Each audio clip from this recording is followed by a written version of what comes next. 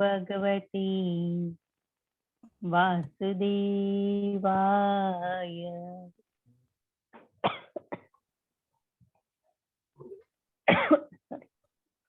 मंगलाचरण।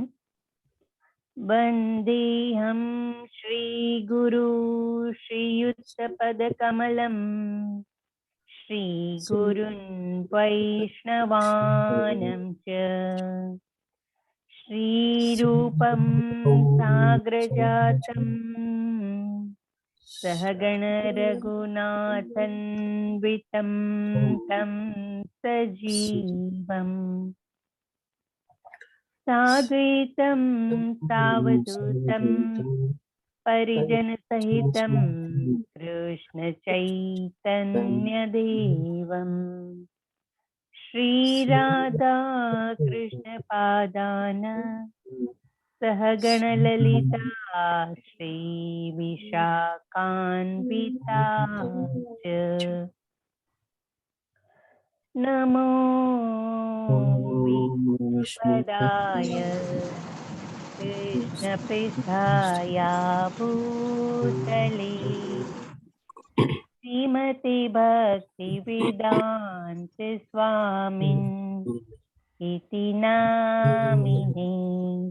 नमस्ते सरस्वती देवी गौरवाणी प्रचारिणी निर्विशेषा शून्यवादी पाश्चात्य देशतारिणी। जय श्री कृष्ण चैतन्य प्रभु नित्यानंद श्री अद्वैत गदाधरा श्रीवासादि गौरा भक्तवृंदा। हरे कृष्णा कृष्ण कृष्ण हरे हरे हरे राम राम राम हरे हरे। हरे कृष्ण। श्रील प्रभुपाद ની જય। સર્વને જય શ્રી કૃષ્ણ। हरे कृष्ण माताजी। धन्यवाद माताजी। हरे कृष्ण सारे भक्तों ने श्रील प्रभुपाद की जय।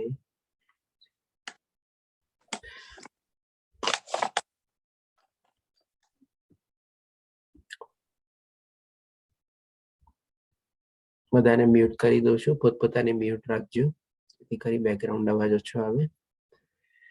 તો આજે આપણે શરૂ કરીએ શ્રીમદ ભગવદ ગીતાનો 8મો અધ્યાય, જેનું નામ છે આપણે અક્ષર બ્રહ્મ યોગ અથવા તો ભગવત પ્રાપ્તિ।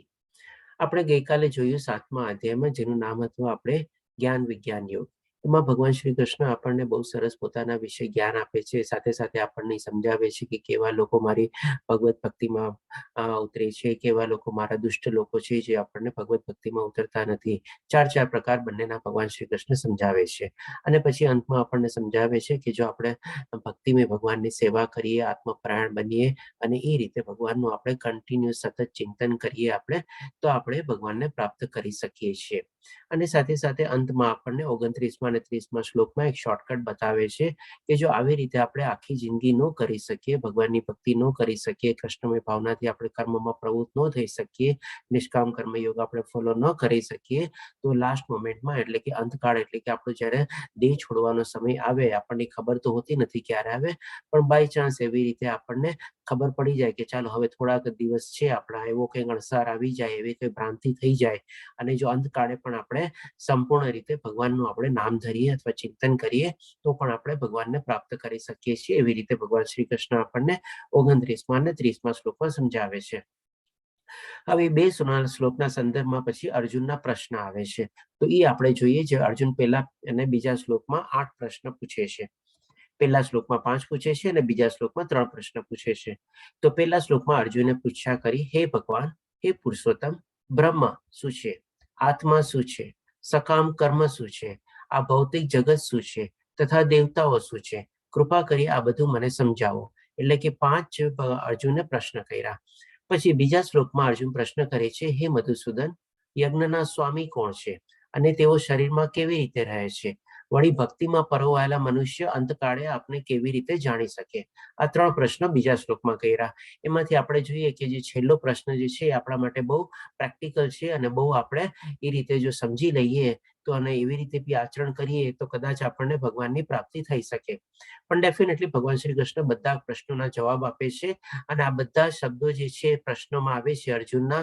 બ્રહ્મ, કર્મ, અધિદેવ, અધિયજ્ઞ, યજ્ઞ, આ બધા શબ્દો જે છે આપણે 29મા અને 30મા શ્લોકમાં ભગવાન શ્રી કૃષ્ણ જયારે સમજાવે છે, શોર્ટકટ જે સમજાવે છે કે અંતકાળે કેવી રીતે મને યાદ કરે તો પણ ભગવત પ્રાપ્તિ કરી શકે છે, એ બધામાં આવેલા છે. એટલે અર્જુનના આ પ્રશ્નો ઉભા થાય છે. હવે ભગવાન શ્રી કૃષ્ણ એના જવાબ આપે છે 3જા શ્લોકથી.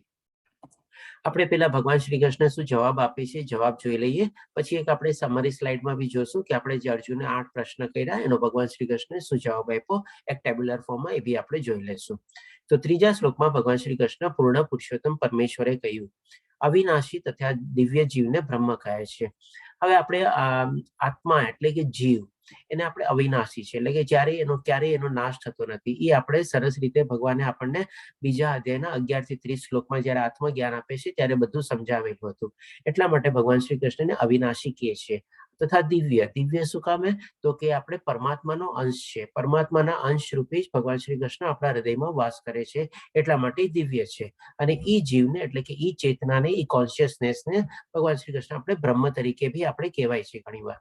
તો આ રીતે ભગવાને કીધું. પછી બીજું કીધું અને તેના નિત્ય સ્વભાવને અધ્યાત્મ અથવા આત્મા કહેવાય છે.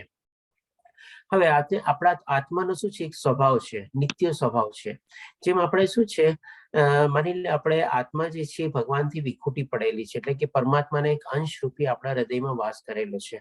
તો હવે જયારે કોઈનાથી આપણે વિખૂટી પડેલું હોય ત્યારે એની શું મેઇન ઈચ્છા શું હોય કે ભાઈ હું જલ્દી ઘરે જાઉં અથવા જલ્દી જે મારું મૂળ સ્ત્રોત છે એની પાસે જાઉં.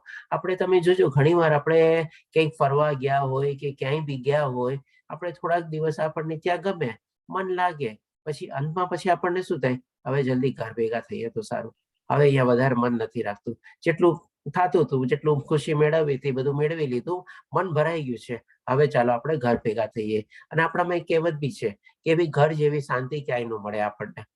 અને એવી રીતે જે છે આપણે આત્મા બી છે એ આપણે પરમાત્માથી વિખૂટી પડેલી છે. એટલે એનો જે આધ્યાત્મિક જે સ્વભાવ છે એ એનો ભગવાન શ્રી કૃષ્ણને પ્રાપ્ત કરવાનો છે અથવા તો એના ઘરે પાછો જવાનો છે, જે બેક ટુ ગોડ હેડ આપણે કહીએ. તો આ રીતે ભગવાન શ્રી કૃષ્ણ એ સમજાવે છે એ જે આત્માનો જે નિત્ય સ્વભાવ છે એ શું છે તો કે આધ્યાત્મિકતા છે. એટલે કે ભગવાનના ઘરે પાછું જવું અને એમની પ્રાપ્તિ કરવી અને જેનાથી વિખૂટા પડી ગયેલા છે ત્યાં જઈને પોતે પાછું એમાં એની સાથે રહેવું. આ રીતે આપણે આત્માનો નિત્ય સ્વભાવ છે. તો અહીંયા આપણને ખબર પડે છે કે ભાઈ આપણે શું છે, આ ભૌતિક દુનિયામાં આવ્યા છે, આપણને શરીરને શું છે, શરીરને આપણે ઇન્દ્રિય તૃપ્તિ અથવા શરીર સુખ માટે કંઈક ને કંઈક એવું સુખ જોવે છે.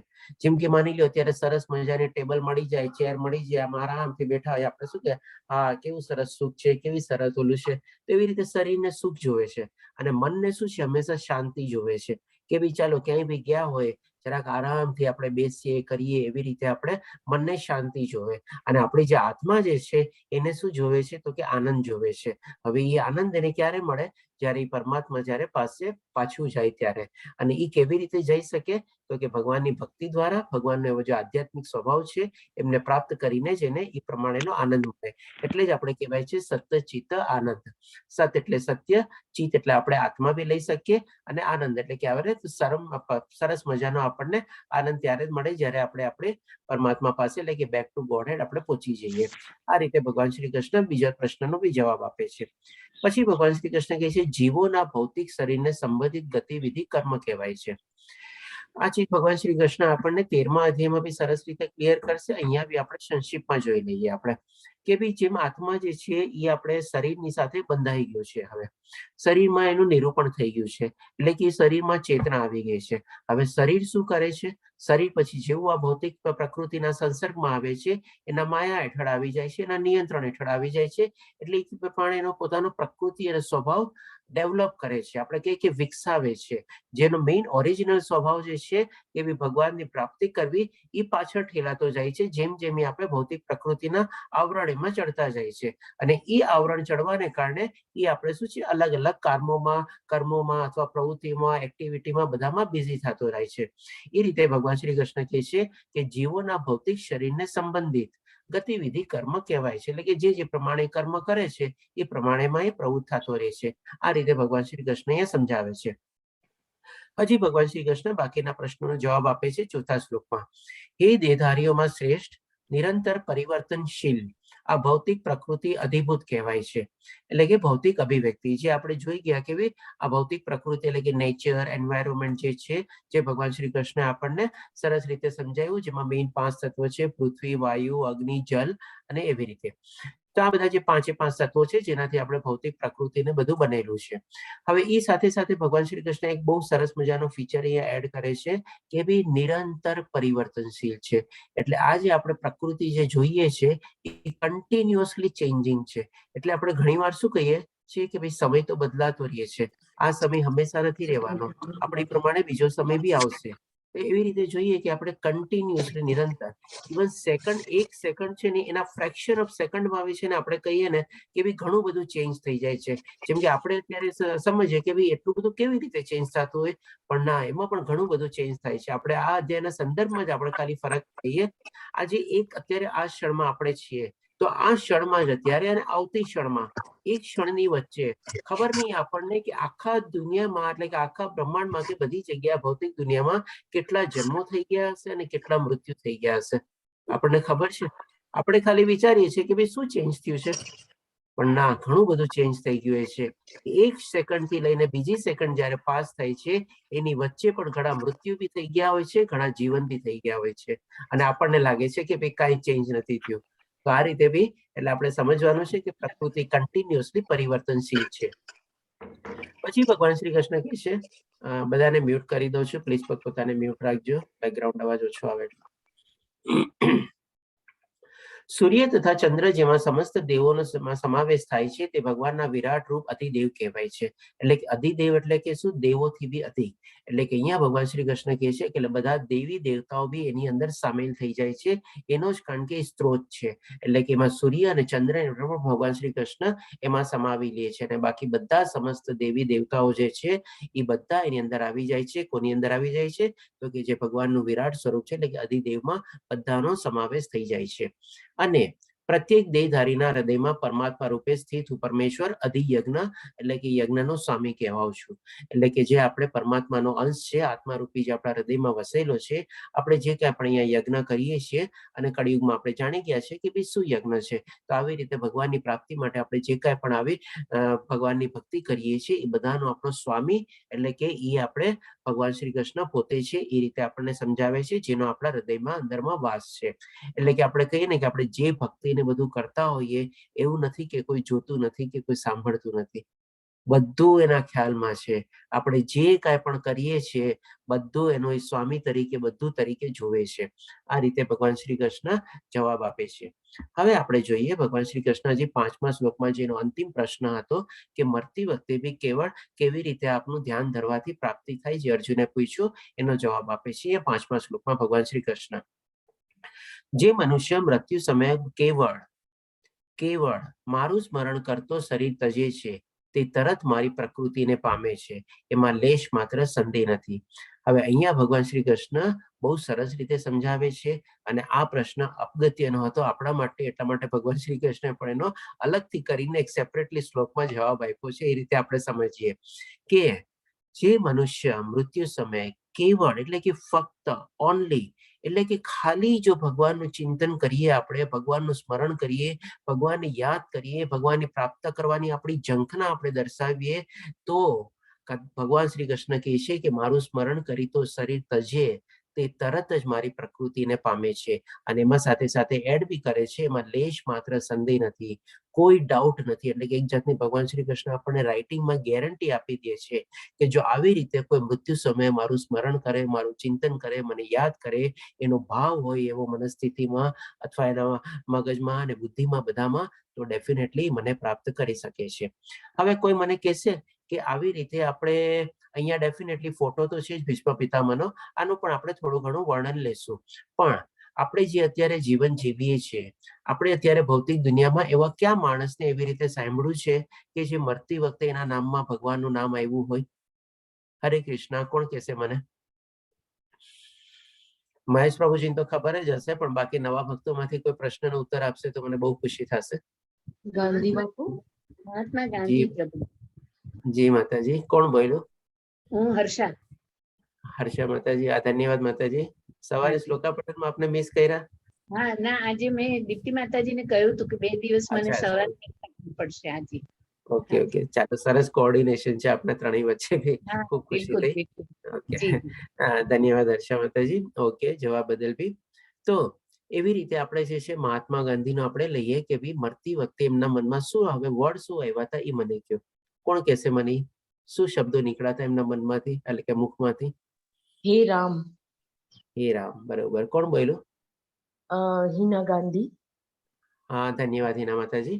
ઓકે, ઉત્તર બદલ. તો આપણે હવે જાણીએ છીએ કે ભાઈ આપણી સામે એક એવો દાખલો છે જે આપણે સાંભળેલું બી છે અને એવી રીતે આપણે અનુભવેલું છે. કોઈ કોઈ જો માની લો એવી રીતે એ પ્રમાણેની ઉંમર હોય અને ગાંધીજીને જોયા હોય કે એવી રીતે. તો આપણે પેલા એમની સિચ્યુએશન વર્ણવી લઈએ આ શ્લોકના સંદર્ભમાં. આપણે મહાત્મા ગાંધી, સૌ પ્રથમ તો આપણે એને મહાન આત્મા કહીએ છીએ, એટલા જ માટે એને મહાન બી હતા અને આત્મા બી હતા, એટલા માટે આપણે મહાત્મા ગાંધી તરીકે આપણે કહીએ છીએ. કોઈ આપણે બહુ ઓછો પ્રયોગ કરીએ છીએ આપણે મહાત્મા, એટલે કે મોહનદાસ કરમચંદ ગાંધી તરીકે એવી રીતે, કાં તો ગાંધીજી તરીકે બોલાવીએ છીએ કે મહાત્મા ગાંધી તરીકે બોલાવીએ છીએ આપણે, કારણ કે એટલી મોટી આત્મા હતી આપણે એ રીતે. હવે મહાત્મા ગાંધીની અવસ્થા કેવી હતી? મહાત્મા ગાંધીની જયારે નાથુરામ ગોડસે ગોળી મારી ત્યારે એમના મનમાં બી તો ઘણા બધા એવા વિચારો અને પ્રક્રિયા અને બધું ચાલતું હશે. કેટલી મોટી આત્મા હતા, કેટલા બધા કાર્યોમાં પોતે પ્રવૃત્ત હતા. આપણે એ ટાઈમમાં શું છે કે કોને પ્રાઇમ મિનિસ્ટર બનાવવો, કોને હોમ મિનિસ્ટર બનાવવો, આ છે નહેરુને બનાવવો કે સરદાર પટેલને બનાવવો કે ઇન્ડિયા પાકિસ્તાનના ભાગલા પડ્યા હતા. કેટલી બધી સમસ્યાઓ બી હતી, પ્રોબ્લેમ્સ બી હતા અને કેટલું બધું એની સામે બધું હતું. ભલે પોતે રાજકારણમાં એક્ટિવલી રોતે પોતે ઇન્વોલ્વ નહોતા, પણ એક સલાહકાર તરીકે તો બધા એની પાસે પૂછવા જતા, એનો મંતવ્ય લેવા જતા અને બને ત્યાં સુધી એનો મંતવ્ય અને સલાહ માનતા બી છે બધા. એ પ્રમાણે ત્યારે જે રાજકારણીઓને બધા હતા એ પ્રમાણે. તો એની સામે આવા બધા પ્રશ્નો બી હશે, એની સામે આવી બધી ક્રિટિકલ સિચ્યુએશન બી હશે, એની સામે આવા બધા પ્રોબ્લેમ બી હશે અને આપણા કરતા મોટા પ્રોબ્લેમ હશે, એવી કઠિન પરિસ્થિતિઓ બી હશે, કારણ કે બધી રાષ્ટ્રને લઈને હતી. એટલે તમે વિચારી શકો છો કેટલું બધું હોય. આપણે તો ખાલી નાનું ફેમિલી લઈને બેઠા હોય અને ક્યારેક મોટું કુટુંબ આપણે કહીએ 10, 15, 20 જણાનું એવી રીતે હોય, તો આપણી સમસ્યા અને આપણી પ્રોબ્લેમ ને આપણા ક્રિટિકલ સિચ્યુએશન્સ કેવા હોય. પણ ગાંધીજીની સામે જયારે આ બધું સામે હતું, તેમ છતાં બી જયારે એમને ગોળી વાગે છે, નાથુરામજી ગોળી મારે છે, ત્યારે શું છે, હે રામ કહીને એ પોતે ત્યાં ઢળી પડે છે અને શરીરનો ત્યાગ કરે છે. તો હવે એ ચીજ જયારે એટલી મહાન આત્મા માટે પોસિબલ થઈ હતી, આપણી સામે એવો દાખલો છે, એટલે કે આ શ્લોકના સંદર્ભમાં આપણે લેવાનું છે કે ભાઈ આજની તારીખમાં બી ભૌતિક દુનિયામાં બી એવા કિસ્સાઓ આપણને મળે છે, એવા સાંભળેલા છે કે જે ભગવાન શ્રી કૃષ્ણે કીધું હતું એ પ્રમાણે થયેલું છે. એવું નથી કે ખાલી આ શ્લોક આપણને આજની તારીખમાં રિલેવન્ટ નથી, ડેફિનેટલી આજે પણ એટલો જ આપણે રિલેવન્ટ છે. હવે આપણે અહીંયા થોડો જે પ્રમાણે ફોટો આપેલો છે, કારણ કે ઘણા લોકોને એવો પ્રશ્ન થાય કે ખાલી મરતી વખતે ભગવાનનું નામ કેવી રીતે લેવાનું, ભગવાનનું નામ ચાલુ લઈ લે તો મને શું ભગવાન પ્રાપ્તિ થઈ જશે? ઘણા લોકો એવા પ્રશ્ન પૂછે. પણ અહીંયા શું છે, થોડી ઘણી કન્ડિશન ને બધું સાથે છે. આપણે એવી રીતે આપણે નામ લેવાનું છે, કેમ નહીં કે ખાલી ભગવાનનું નામ લઈ લે તો થઈ જાય. આપણા મનથી, અંતઃકરણથી, દિલથી એ રીતે આપણે સંપૂર્ણ રીતે જયારે સ્મરણ કર્યું હોય, ભગવાનનું નામ લીધું હોય, ભગવાનનું ચિંતન કર્યું હોય, ત્યારે જઈને આપણને બી પ્રાપ્તિ થાય છે. આપણે એક દાખલો લીધો આપણે ગાંધી બાપુનો અથવા મહાત્મા ગાંધીનો, અને હવે આપણે બીજું જે પ્રમાણે અહીંયા ફોટો છે એ રીતે લઈએ. આપણે આપણે ભીષ્મ પિતામહ છે. ભીષ્મ પિતામહ આપણે બધા જાણીએ છીએ કે ઈચ્છા મૃત્યુનું એમની પાસે વરદાન હતું અને મહાભારતના યુદ્ધમાં અમુક દિવસે ઘાયલ થાય છે અને પોતે બાણશૈયા ઉપર સૂવે છે જ્યાં સુધી યુદ્ધ પૂરું નથી થતું ત્યાં સુધી. અને પછી જયારે યુદ્ધ ને બધું પૂરું થઈ જાય છે ત્યારે પછી ભગવાન શ્રી કૃષ્ણ એમની સામે આવે છે, પાંડવોને બધાની સાથે આવે છે અને આપણા ભાગવતમાં છે ને 3 સ્તુતિ બહુ આપણે સરસ મજાની રીતે વર્ણવેલી છે. એમાં આપણે પહેલા સ્કંદમાં આપણે 8મા અધ્યાયમાં ભીષ્મ સ્તુતિ આવે છે, સોરી 8મા અધ્યાયમાં આપણે કુંતી સ્તુતિ આવે છે અને 9મા અધ્યાયમાં ભીષ્મ સ્તુતિ આવે છે અને 10મા સ્કંદમાં આપણે બ્રહ્મા સ્તુતિ આવે છે. આ 3 સ્તુતિ બહુ સરસ મજાની સ્તુતિ છે. આપણે ક્યારેક જો આપને મોકો મળે તો ડેફિનેટલી એને વાંચી બી શકો છો અને આના રિલેટેડ થોડા ઘણા વિડીયોઝ બી આપણને મળી જશે, એ આપ જોઈ શકો છો. તો જ્યારે આપણે ભીષ્મ પિતામહ બાણશૈયા ઉપર હતા અને જ્યારે ભગવાન શ્રી કૃષ્ણ આવે છે પાંડવ અને બધાની સાથે, ત્યારે પાંડવો પણ ઘણો બધો વિલાપ કરે છે કે મારે આ યુધિષ્ઠિર કહે છે મારે રાજ્ય નથી જોતું, મારે ગાદી ઉપર નથી બેસવું, ને ઘણું બધું એવું કહે છે. ત્યારે ભગવાન ભીષ્મ પિતામહ સૌપ્રથમ યુધિષ્ઠિરને જ્ઞાન આપે છે કે ભાઈ રાજ્ય કેવી રીતે ચલાવવું જોઈએ, તારે કેમ ગાદી ઉપર ન બેસવું જોઈએ, તારે ગાદી અત્યારે ગ્રહણ કરવી જોઈએ, તારો પૂરો અધિકાર છે, બધું સમજાવે છે અને કેવી રીતે રાજ્ય ચલાવવું એનો પણ સરસ મજાનો બોધપાઠ આપે છે યુધિષ્ઠિરને. અને ત્યાર પછી એ ભગવાન શ્રી કૃષ્ણની સામે બહુ સરસ મજાની સ્તુતિ કરે છે આપણે, અને ભગવાન શ્રી કૃષ્ણ પણ બહુ સરસ રીતે સાંભળે છે. અને એ સ્તુતિમાં ભીષ્મ પિતામહ જે છે ને કન્ટિન્યુઅસલી આપણે ભગવાન શ્રી કૃષ્ણનું સ્મરણ કરે છે, ચિંતન કરે છે, એમને સંબોધે છે, એમના ગુણગાન ગાય છે, પોતે શું શું કેવી રીતે કર્યું એ બધું બી કહે છે. અને ફક્ત એ પ્રમાણે ત્યારે પછી ભગવાનનું ચિંતન કરી સ્મરણ કરતા કરતા એ દેહ ત્યાગ કરવા માટે આપણે પરવાનગી માંગે છે. આ રીતે પછી આપણે ભીષ્મ પિતામહનો દેહ ત્યાગ થાય છે ત્યારે, અને ભગવાન શ્રી કૃષ્ણ પણ એમને ઉદ્ધાર કરે છે અને મુક્તિ આપે છે. તો એ એક આપણે પૌરાણિક કથા બી થઈ ગઈ અને એ પણ આપણે સંદર્ભમાં લઈ લીધી આ શ્લોકના સંદર્ભમાં જે છે આપણે, અને આપણે મહાત્મા ગાંધીનો બી આપણે એક્ઝામ્પલ જોઈ લીધો. હવે આપણે જોઈએ કે આપણે આને આપણે પોતે કેવી રીતે કરી શકીએ આપણે, કારણ કે અલ્ટિમેટલી મેઇન મુદ્દો તો આપણા ઉપર જ આવે છે ને. આ બધું તો બરાબર છે, ચાલો ઠીક છે, આપણે સાંભળી લીધું, બધું બરાબર છે, એકદમ માની બી લીધું, બધું ઠીક છે. હવે આપણા સંદર્ભમાં આપણે કેવી રીતે કરીએ? તો આમાં એક આપણે છે ને સરસ મજાનો દાખલો લઈએ. માની લો આપણે છે ને ક્યાંક આપણે બહાર ગામ જવું હોય, કોઈક હિલ સ્ટેશનમાં જવું હોય, કે કોઈક ફરવા જવું હોય, કે કોઈક તીર્થયાત્રા ઉપર જવું હોય, માની લો 10-15 દિવસની શોર્ટ આપણે મુસાફરી છે. તો એના માટે પણ આપણે કેટલી તૈયારી કરીએ છીએ? આપણે 1-2 દિવસથી બધી આપણી તૈયારીઓને બધી ચાલતી હોય છે. અને થોડીક ઓર મોટી મુસાફરી હોય, ક્યારેક માની લો આપણો દીકરો કે કોઈક પરદેશ રહેતો હોય અને મા બાપ આપણે ત્યાં આવે અને ત્યારે નોર્મલી જાય, ત્યારે પછી 6 મહિનાની જે વેલિડિટી રહેતી હોય વિઝાની, એ પૂરેપૂરા 6 મહિના ત્યાં રોકાઈને પૂરા કરીને પછી પાછા ફરીથી સ્વદેશ પાછા ફરે. તો એ 6 મહિના માટે બી કેટલી બધી તૈયારી આપણે અઠવાડિયું, 2 અઠવાડિયા, 3 અઠવાડિયાથી બધી ચાલતી હોય છે. હજી એક બીજો એક્ઝામ્પલ લઈએ આપણે. માની લો કોઈ લગનસરામાં આપણા ઘરના કુટુંબના લગનસરાને આવ્યા છે, આપણે જાનમાં જવાનું છે ને ત્યાં બધા પ્રસંગોને બધું આપણે એન્જોય કરવાનું છે, અને આપણને ઓલરેડી 2-3 મહિના પહેલાનું બધું ઇન્વિટેશન મળી ગયું છે, સગાઈ થઈ ગઈ છે, આ દિવસે લગ્ન નક્કી કર્યા છે, આ દિવસે આપણે નીકળશું. તો હવે એ લગનસરા માટે આપણે કેટલા ધામધૂમથી બધી તૈયારી કરીએ છીએ આપણે. એના અલગ અલગ ઓકેશન પ્રમાણે, અલગ અલગ પ્રસંગ પ્રમાણે, આ દિવસે આ સૂટ પહેરીશ, આ દિવસે આ સાડી પહેરીશ, આ દિવસે આ સેટ પહેરીશ, આ દિવસે આ ડ્રેસ પહેરીશ, આ દિવસે આવી રીતે હેરસ્ટાઈલ કરીશ, આ દિવસે ઓલી રીતે કરીશ. બધું નથી કરતા આપણે? તો હવે એવી જ રીતે જો બધી આપણે નાની મુસાફરીથી લઈને મોટી મુસાફરી અથવા કોઈ લગ્ન પ્રસંગ એન્જોય કરવા માટે આપણે આટલી બધી તૈયારી કરીએ છીએ આપણે, તો જે મુસાફરી આપણે આ દુનિયા છોડીને આપણે ઉચ્ચતર લોક તરફ જવાનું છે અને ફરીથી પાછું ન આવવું હોય, એવી રીતે આપણે જો તૈયારી કરવી હોય તો આપણે શું કામે નથી કરતા એવી તૈયારી? આપણે બધી ચીજમાં આપણે બધી ત્યારે તૈયારી કરીએ છીએ, ભાતું બાંધીએ છીએ, બધું કરીએ છીએ આપણે. તો પછી આપણે જીવન આપણે જ્યારે છોડવાનું છે એના માટે તૈયારી આપણે શું કામે નથી કરતા? એના માટે આપણે પોતાનું ભાતું શું કામે નથી બાંધતા?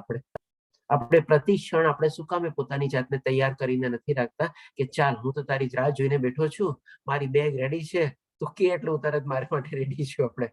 તો આવી રીતે જો આપણે આપણી તૈયારી કરીએ, આ રીતે આપણે તૈયારી કરીને બેસીએ, આવી રીતે આપણે પોતાનું ભાતું બાંધીએ, એટલે કે આમાં એવું શું છે, ભાતું અને તૈયારી બધું શું છે, આપણી પોતાની જાતને તૈયાર કરવાની છે.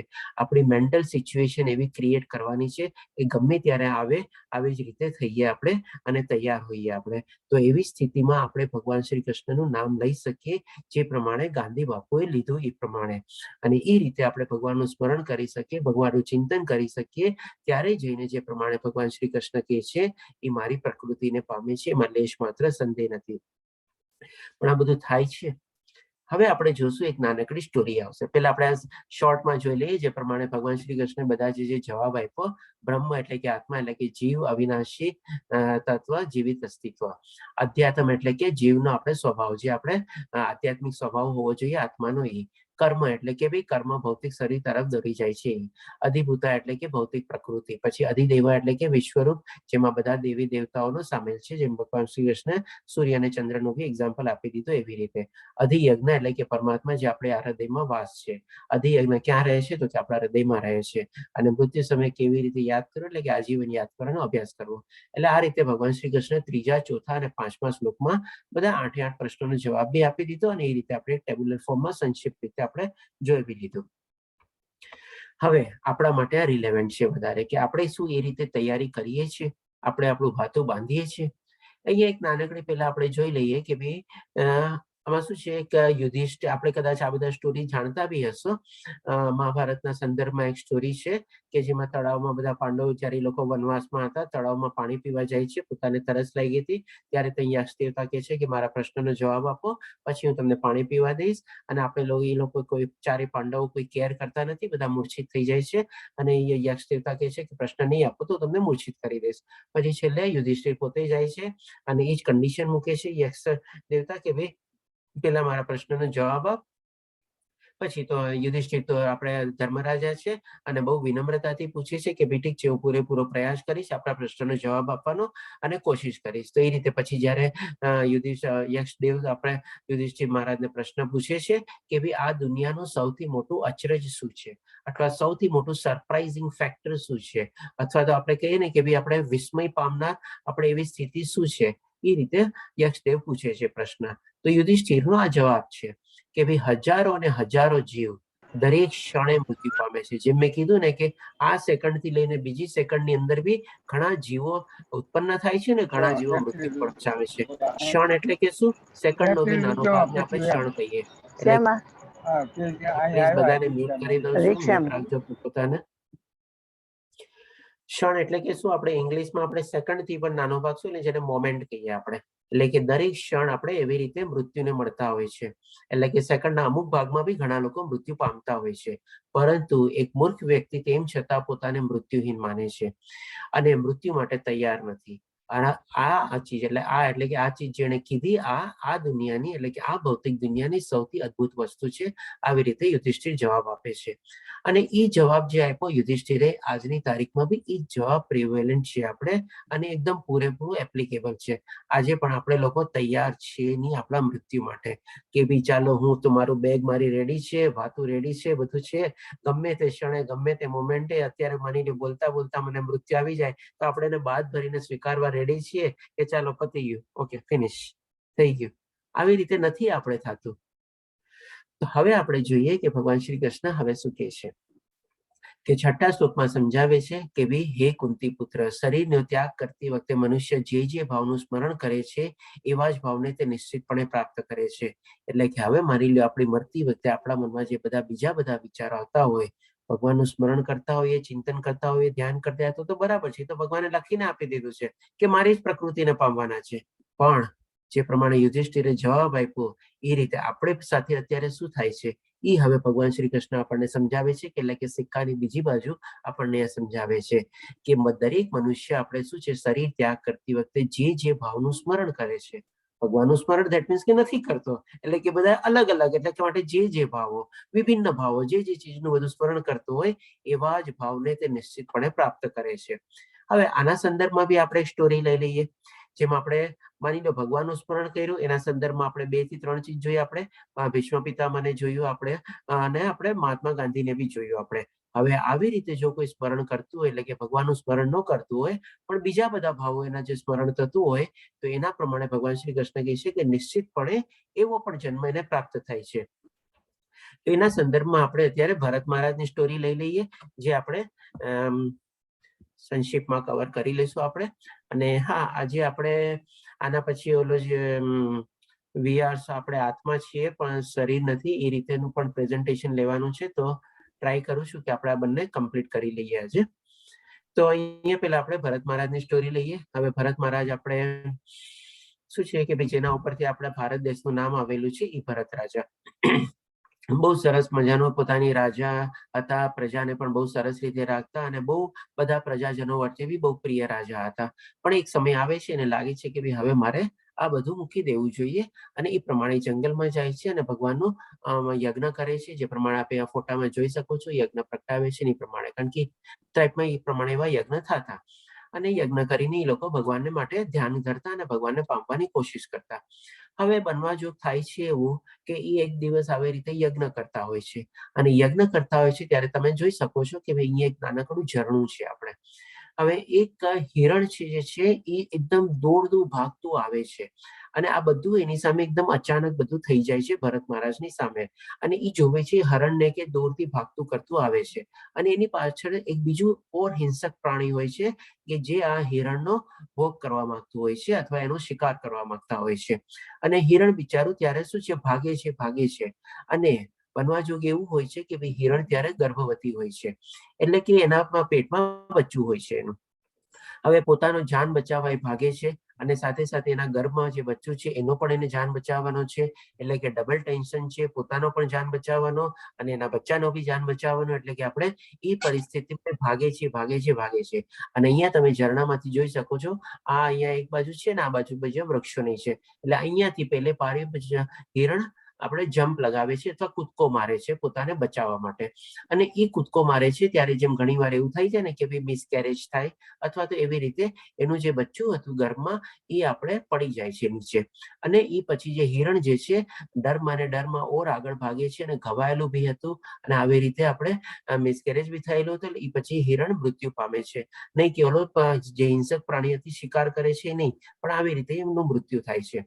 અને આ બધી ઘટના જે છે ને ભરત મહારાજની સામે એકદમ અનાયાસ રૂપે થઈ જાય છે, એકદમ વિધિન કે ફ્રેક્શન ઓફ એ મોમેન્ટમાં બધું થઈ જાય છે. ઘણી વાર એવી રીતે થાય ને આપણી સામે કે બધું ઘટી જાય ને કે આપણને પોતાને ખબર ન પડે એવી રીતે. હવે ત્યારે ભરત મહારાજ શું કરે છે કે ભાઈ બચ્ચાને પેલા પોતાની સાર સંભાળમાં લે છે, દેખરેખમાં લે છે અને એની કાળજીપૂર્વક એને થોડું ઘણું મોટું કરે છે. હવે એ પ્રમાણે જ્યારે એ પુખ્ત થઈ જાય છે, એટલે કે માની લો હિરણ પૂરું થઈ જાય છે, હવે આ પ્રક્રિયામાં એને શું છે એની સાથે એને પ્રેમ બદલાઈ જાય છે, વાત્સલ્ય થઈ જાય છે. જેમ આપણે શું ઘણા લોકો પોતાનું પેટ રાખતા હોય તો એને પોતાના બચ્ચાની જેમ જ એ લોકો એને પાળતા કરતા હોય, એને નવરાતા ધોરાવતા હોય, એને ખવડાવતા પીવડાવતા હોય, બધું કરતા હોય. તો આવી રીતે ભરત મહારાજને એના બે વચ્ચે આપણે પ્રેમ બંધાઈ જાય છે.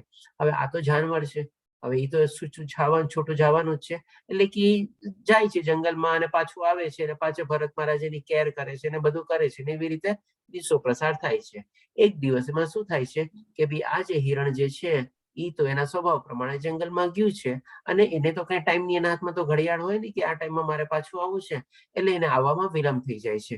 હવે જયારે વિલંબ થાય છે ત્યારે ભરત મહારાજને ફરીથી પાછી બધાના મનમાં ચિંતા થાય છે, હિરણ ક્યાં ગયું હશે, પાછું કોઈ હિંસક પ્રાણી એની પાછળ તો નહીં પડ્યું હશે, પાછું એને કોઈ ખાઈ તો નહીં દીધું હશે, એ ઘવાય તો નહીં ગયો હશે, શું થયું હશે. એટલે એવી રીતે જયારે બહુ મોડું થઈ જાય છે, અંધકાર થઈ જાય છે અને એના મનમાં આવા ઘણા બધા વિચારો આવે છે, ત્યારે એ પોતે એને હિરણને ગોતવા નીકળે છે. અને એ ગોતવા નીકળે છે ત્યારે અંધારામાં કંઈક એનો પગ ફસાઈ જાય છે અથવા કંઈક એને વચ્ચે આવે છે કે જેથી કરીને એ પડી જાય છે. હવે એ જયારે પડી જાય છે ત્યારે એ આ પિક્ચરમાં આપણે જોઈ શકો છો, ત્યારે એટલા પોતે આમ મેન્ટલી છે ને આમ આપણે પોતે ડિસ્ટર્બ થઈ જાય છે. એટલે કે ઘણી વાર એવું થાય ને કે ભાઈ આપણે ઈજા બહુ ન થઈ હોય પણ આપણે ત્યાં ને ત્યાં આપણું મૃત્યુ થઈ જાય. આપણે કહીએ કે ભાઈ ત્યારે મેન્ટલી ડેડ થઈ જાય, હાર્ટ સ્ટ્રોક કે વોટ એવર ઇટ ઇઝ, કાંઈ પણ એવું કારણ થાય અને આપણે એ પ્રમાણે મૃત્યુ પામે છે. હવે આ જયારે મૃત્યુ પામે છે ત્યારે એના મનમાં બધા વિચારો શેના હતા, એ હિરણને લઈને જ બધા વિચારો હતા ને કે હિરણ ક્યાં ગયું, કેવી રીતે ગયું, ખાધું નથી અને મોડું કેમ આવ્યું, ઘવાઈ ગયું હશે કે નહીં, કોઈ શિકાર કર્યો હશે કે નહીં, મૃત્યુ પામ્યો હશે કે નહીં, આવા જ બધા વિચારો મનમાં આવે છે અને એ પ્રમાણે ઘવાઈ જાય છે અને પોતે મૃત્યુ પામે છે. તો આનો જન્મ બી જે પ્રમાણે ભગવાન શ્રી કૃષ્ણ શું કહે છે કે એવા જ ભાવને તે નિશ્ચિતપણે પ્રાપ્ત કરે છે. એટલે કે આગલા જન્મમાં પછી પાછા એ આપણે હિરણનો જ અવતાર લઈએ છીએ, પણ પવિત્ર આત્મા હતી, સારી આત્મા હતી, એટલે ભગવાન શ્રી કૃષ્ણ એમને એની જે પાછલું જન્મ હતું એની સ્મૃતિ એને આપણે બરકરાર રહીએ છીએ. એ પ્રમાણે ફરીથી પાછું જે પ્રમાણે એના કર્મો ભોગવવાના હતા હિરણના શરીરમાં એ પ્રમાણે ભોગવી પાછો એનો જન્મ આપણે મનુષ્યના અવતારમાં થાય છે ને ત્યારે જળ ભરત તરીકે કહેવાય છે અને પછી તેમની મુક્તિ થાય છે. તો આ રીતે ભગવાન શ્રી કૃષ્ણ આપણને સમજાવે છે કે મરતી વેળા જે ભાવ આપણે રાખીએ એ જ ભાવથી આપણો નિશ્ચિતપણે મૃત્યુ થાય છે અને એવો જ ભાવ આપણને અથવા એવું શરીર આપણને મળે છે. ઘણીવાર લોકોને તમે જોજો કે ભાઈ મરતી વખતે એ લોકોના મનમાં કોઈક ઈચ્છા રહી ગઈ હોય કે મારે તો પાયલોટ બનવું હતું, મારે તો ઉડવું હતું, મારે તો આમ કરવું હતું, તેમ ન થયું. હોઈ શકે આગલા જન્મમાં જઈને પાયલોટ બને, અથવા તો હોઈ શકે કે એવા પુણ્ય કર્મ કર્યા હોય તો મનુષ્ય જીવન મર્યો ને પાયલોટ બન્યો. પણ જો ન કર્યા એવા મનુષ્ય ઘરમાં અને એવા કોઈ કર્મ હોય તો આગલા જન્મમાં હોઈ શકે પક્ષીનો બને. બંને રીતે થઈ ગયા. એના કર્મના હિસાબે એના પશુઓમાં બી મળ્યો અને એની જે ઈચ્છા હતી કે ભાઈ મારે પાયલોટ બનવું છે, મારે ઉડવું છે, તો ભગવાને કીધું હાલે બીજા પક્ષી બની જા, તું ઉડે રાખ. આવા ભાવ બી આપણે કેળવીએ છીએ અને એવી રીતે આપણને આપણો જન્મ બી પ્રમાણે મળે છે આપણને. આ રીતે ભગવાન શ્રી કૃષ્ણ આપણને નીચે સમજાવે છે. એટલા માટે હવે ભગવાન શ્રી કૃષ્ણ 7મા શ્લોકમાં કહે છે કે તેથી એટલે કે સો ધેરફોર હેન્સ, તેથી હે અર્જુન તારે સદા કૃષ્ણ રૂપમાં મારું ચિંતન કરતું રહેવું અને તે સાથે યુદ્ધ કરવાનું તારું નિર્ધારિત કર્તવ્ય પણ કરવું જોઈએ. એટલે કે આ રીતે ભગવાન શ્રી કૃષ્ણ આપણને કહે છે કે આપણો સ્વધર્મ નિભાવતા આપણે કન્ટિન્યુઅસલી ભગવાનનું ચિંતન કરવું જોઈએ, સ્મરણ કરવું જોઈએ. કારણ કે જો આજીવન આ ચિંતન કર્યું હશે, આજીવન આ સ્મરણ કર્યું હશે, એટલે કે ભગવાન શ્રી કૃષ્ણ એક ટાઈપનું આપણને સોલ્યુશન આપે છે કે જો મરતી વેળા બી જો મારું ચિંતન અને સ્મરણ કરવું હોય તો એ જે આવી રીતે આજીવન કર્યું હશે તો જ જઈને તું એ મરતી વેળા મારું સ્મરણ અથવા ચિંતન કરી શકીશ. નહીં તો ખાલી આપણે વિચારીએ આજીવન તો મારા મન ફાવે પ્રમાણે જીવવું અને મરતી વેળા ભગવાનનું નામ લઈ લઈશ તો ભગવાને તો મને ગેરંટી આપી છે એમને હું પ્રાપ્ત કરીશ. પોસિબલ નથી, એ ચીજ થવાની જ નથી. એટલા જ માટે તો પછી આપણે યુધિષ્ઠિરનો આપણે દાખલો લીધો કે આપણે તૈયાર જ નથી રહેતા. એ રીતે તારા કાર્યોને મને સમર્પણ કરીને અને તારા મન તથા બુદ્ધિને મારામાં સ્થિર કરીને તું નિશ્ચિતપણે મને પ્રાપ્ત કરીશ. એટલે કે અહીંયા ભગવાન શ્રી કૃષ્ણ આપણને ટૂંકમાં નિષ્કામ કર્મ યોગનું બી આપણને સમજાવે છે કે બધા કાર્યોને આપણે ભગવાન શ્રી કૃષ્ણને સમર્પિત કરી દેવાના છે, મન બુદ્ધિમાં પરોવી દેવાના છે અને એ રીતે આપણે ચિંતન કરવાનું છે અને ભક્તિમાં આપણે રહેવાનું છે અને સાથે સાથે આપણું જે કર્મ કરવાનું છે એ પણ આપણે કરવાનું છે.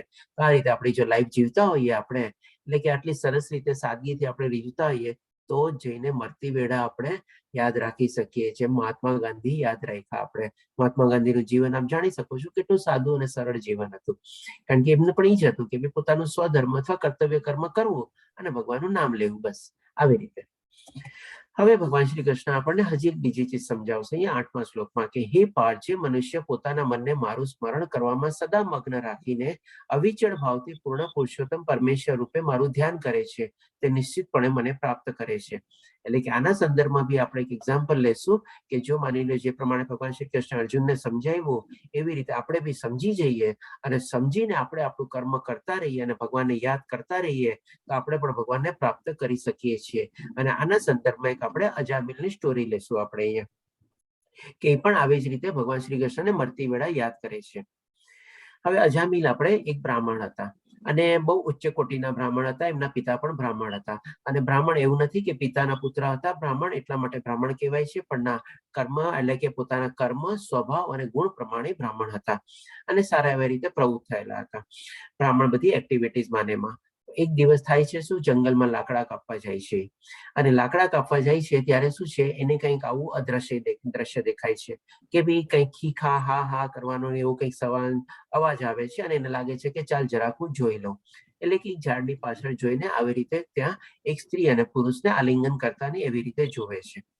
હવે આ જોયું નથી અને માયા ત્યાં આકર્ષિત કરી નથી, કારણ કે માયા તો આવા મોકાનો જ રાહ જોતા હોઈએ. એટલે કે આવી રીતે તરત ને તરત આવું કંઈક જોઈને એના મનમાં અલગ બધી ઈચ્છાઓ પ્રગટે છે. હવે એ ઈચ્છાઓ પ્રગટે છે એટલે કે એના ફળ સ્વરૂપે એ પછી આપણે આ શું છે જે આપણે સ્ત્રીનું જે અહીંયા વર્ણન કરેલું છે, સ્ત્રી આપણે એ ગામની વેશ્યા હતી આપણે અને આવી રીતે કોઈ પુરુષની સાથે આપણે પ્રમાણે એક્ટિવિટીમાં પ્રવૃત્ત હતી. હવે આ જોઈને અજામિલના મનમાં આવી રીતે કંઈક ઈચ્છા પ્રગટે છે અને એ ઈચ્છા માટે પોતાની ઇન્દ્રિય સુખ માટે આપણે વેશ્યા પાસે જાય છે અને કહે છે કે ભાઈ તું મારી સાથે રહે. વેશ્યા કહે છે કે ભાઈ તું તો બ્રાહ્મણ છો, તું તો આવી રીતે બધું કરે, તારા ઓલામાં એક્ટિવિટીમાં છે, તું મને કેવી રીતે રાખીશ અને હું તારી સાથે શું કામે રહું. એટલે કે વેશ્યા પછી ઘણી બધી કન્ડિશન ને બધું મૂકે છે, એ બધી કન્ડિશન ને માન્ય રાખે છે કે ભાઈ તારે જે ખાવું પીવું એ બધું કર, તારે જે દ્રવ્ય જોતું એ બધું કર એ પ્રમાણે. અને એ પ્રમાણે આ જે બ્રાહ્મણ હતા એ પણ પોતે વિવાહિત હતા અને ઘરમાં સ્ત્રી બી હતી એમની અને એના માતા પિતા બી હતા. અને આ વેશ્યાને પછી ઘરમાં લાવે છે. ઘરમાં કંઈક ને કંઈક એવા નાટક થાય છે. એટલે કે સૌ પ્રથમ તો માતા પિતા ઓબ્જેક્શન ઉપાડે છે કે ભાઈ આ બધું આપણે ઘરમાં ન ચાલે. આપણે કાં તો તું આને રાખ કાં પછી અમે લોકો નહીં રહી શકીએ તારી સાથે. હવે આ ત્યારે એટલો બધો ભોગી હતો કે ના ભાઈ હું તો આની સાથે જ રહીશ. એટલે કે માતા પિતા છોડીને પછી વયા જાય છે. અને પછી સ્ત્રી સાથે બી ઝઘડો થાય છે. સ્ત્રીને પણ ત્યાગી દે છે. સ્ત્રી પણ બિચારી વહી જાય છે. એમની પત્ની બી વહી જાય છે. અને આવી રીતે લગભગ 25 થી 30 વર્ષ સુધી વેશ્યાને ભોગવે છે. હવે ભોગવતા ભોગવતા એમને 10 પુત્ર થાય છે. હવે 10 પુત્રમાં અચ્છા આ બધી જે સ્ટોરી જે છે ને હું આપણે થોડી સંક્ષિપ્તમાં અને થોડી ફાસ્ટ ફોરવર્ડના હિસાબે ભગાવું છું. પણ જો આપણને થોડું ડિટેલમાં એમાં જાણવું હોય તો આ બધી સ્ટોરી આપણે ઇસ્કોનના યુટ્યુબ ઉપર આપણને મળી જશે. અજામિલની બી સ્ટોરી છે, ભરત રાજાની બી સ્ટોરી છે. બધી સ્ટોરી આપણને યુટ્યુબના વિડીયોમાં આપણને મળી જશે એવી રીતે.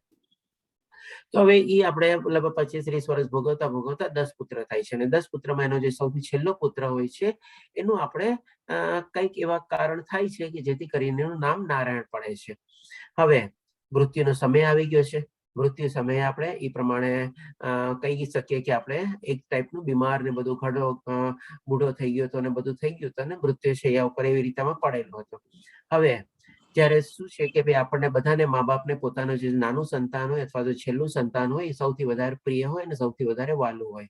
એટલે કે આ શું છે હંમેશા આખો દિવસ એવી રીતે નારાયણ નારાયણ નારાયણ કરીને તો નારાયણ તે ખાધું, નારાયણ તે પીધું, નારાયણ તે સૂતું, નારાયણ તે આમ કર્યું, નારાયણ તે આમ કર્યું, નારાયણ તેમ કર્યું, એમ કે બાને નારાયણ ઘરમાં નામ પડી જાય છે અને નારાયણને જ આપણે કન્ટિન્યુઅસલી સંબોધતો રહે છે. હવે થાય છે શું કે આવી રીતે મૃત્યુ આવે છે અને યમદૂતના બી બધા દૂતો આવે છે અને એને લઈ જવા આવે છે. ત્યારે આને થોડો ભય લાગે છે અને આપણે એ જ રીતે નારાયણને બોલાવે છે અને નારાયણ નારાયણ કરીને ચિલ્લાવે છે. તો ત્યારે પછી આપણે ભગવાન શ્રી કૃષ્ણ કે બધા વિષ્ણુ દૂતો બી આવી જાય છે અને વિષ્ણુ દૂતો એટલે કે નારાયણ તરીકે બોલાવ્યા એટલે વિષ્ણુ દૂત આવ્યા. અને હવે આ પવિત્ર આત્મા હતી એટલે કે વિષ્ણુદૂત અને યમદૂત એ બધા વચ્ચે બહુ ચર્ચા થાય છે. એ આખું વિડીયોમાં મળી જશે કે ત્યારે કે ધર્મની પરિભાષા શું છે, આ છે કે શું કામ આ પવિત્ર આત્મા છે, કેમ એને પાપ કર્યા તો બી બધા જે વિષ્ણુદૂતો છે એનો પક્ષ લે છે અને ઘણી બધી ચર્ચા થયા પછી અલ્ટિમેટલી વિષ્ણુદૂતો જે છે એ યમદૂતોને ભગાવી દે છે અને વિષ્ણુદૂત જે છે એ આને ફરીથી આપણે જીવિત આપે છે, જીવન આપે છે. અને જીવન આપે છે એ પ્રમાણે પછી એને પોતાનો અહેસાસ થાય છે કે ના મેં તો બહુ મોટી ભૂલ કરી. મેં મારા મા બાપને આવી રીતે આમ કર્યું, મેં મારી પત્ની સાથે આવી રીતે આમ કર્યું, એક બ્રાહ્મણ તરીકે મેં આવી રીતે કર્યું, મેં ઘણા બધા આવા પાપ કર્મોને બધું કર્યા છે.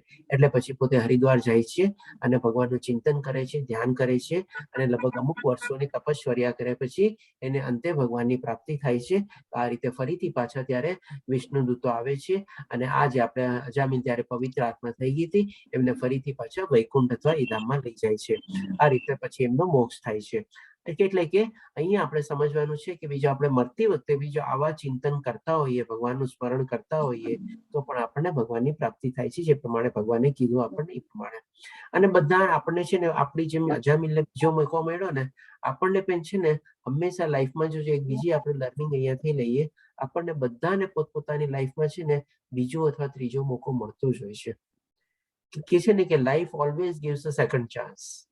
હવે ત્યારે જો આપણે કેપ્ચર કરી લીધો, ઝડપી લીધો, પકડી લીધો અને સમજી ગયા, જે પ્રમાણે અજામિલ સમજી ગયો કે ના આ બધા મારા પાપ કર્મ અને કૃત્ય કર્મ હતા, મારે એનું પ્રાયશ્ચિત કરવું જોઈએ. અને ત્યારે પછી આપણે કહીએ કે ચાલો ભાઈ જાયગા ત્યારથી સવાર. અને એ રીતે જો પછી આપણે આપણી જિંદગીને સુધારીએ ને તો પણ આપણને છે ને ભગવત પ્રાપ્તિ થઈ શકે છે. આ પણ એક બહુ મોટી લર્નિંગ છે આપણા માટે. આપણે બધા પાપી તો છીએ જ માની લીધું, એટલા જ માટે આપણને અત્યારે મનુષ્ય જન્મ મળ્યો છે. પણ સાથે સાથે એવા કંઈક કર્મ બી કર્યા હશે ને કે જેથી કરીને આપણે આ મનુષ્ય જન્મમાં આપણે ભગવાનની ભક્તિ કરીને ભગવાનને પ્રાપ્ત કરી શકીએ. તો એ જ ચીજ માટે આપણે મનુષ્ય જીવન અત્યારે આપણે સુધારવાનું છે. આપણે એનો ઉપયોગ કરવાનો છે આપણે, અને ઉપયોગ કરીને આપણે ભગવતને પ્રાપ્તિ કરવાની છે, ભગવાનની પ્રાપ્તિ કરવાની છે. એ જ આખો અધ્યાય આપણે એના ઉપર આધારિત છે. આપણે એટલે અક્ષર બ્રહ્મયોગ ભગવત પ્રાપ્તિ. આપણે તો આવો જો કોઈ પણ સેકન્ડ ચાન્સ આપણને આપણી લાઈફમાં મળ્યો હોય, કોઈકને કદાચ હોઈ શકે થર્ડ અથવા ફોર્થ ચાન્સ બી મળ્યો હોય, તો બધા સદભાગી હશે અને એ પ્રમાણે આપણે એ ચાન્સને કેપિટલાઇઝ કરવાનું છે, ઝડપવાનું છે, પકડવાનું છે અને આ રીતે ભગવાનની પ્રાપ્તિ કરવાની છે આપણે. હવે પછી જોઈએ 9મા શ્લોકમાં ભગવાન શ્રી કૃષ્ણ હવે કહે છે કે મનુષ્યને જોઈએ કે પરમ પુરુષનું ધ્યાન સર્વજ્ઞ એટલે કે બધી ચીજોના જાણકાર છે, પુરાતન અનાદિકાળથી ચાલ્યા આવે છે, નિયંતા એટલે કે આપણે બધી ચીજોના એક કંટ્રોલર છે.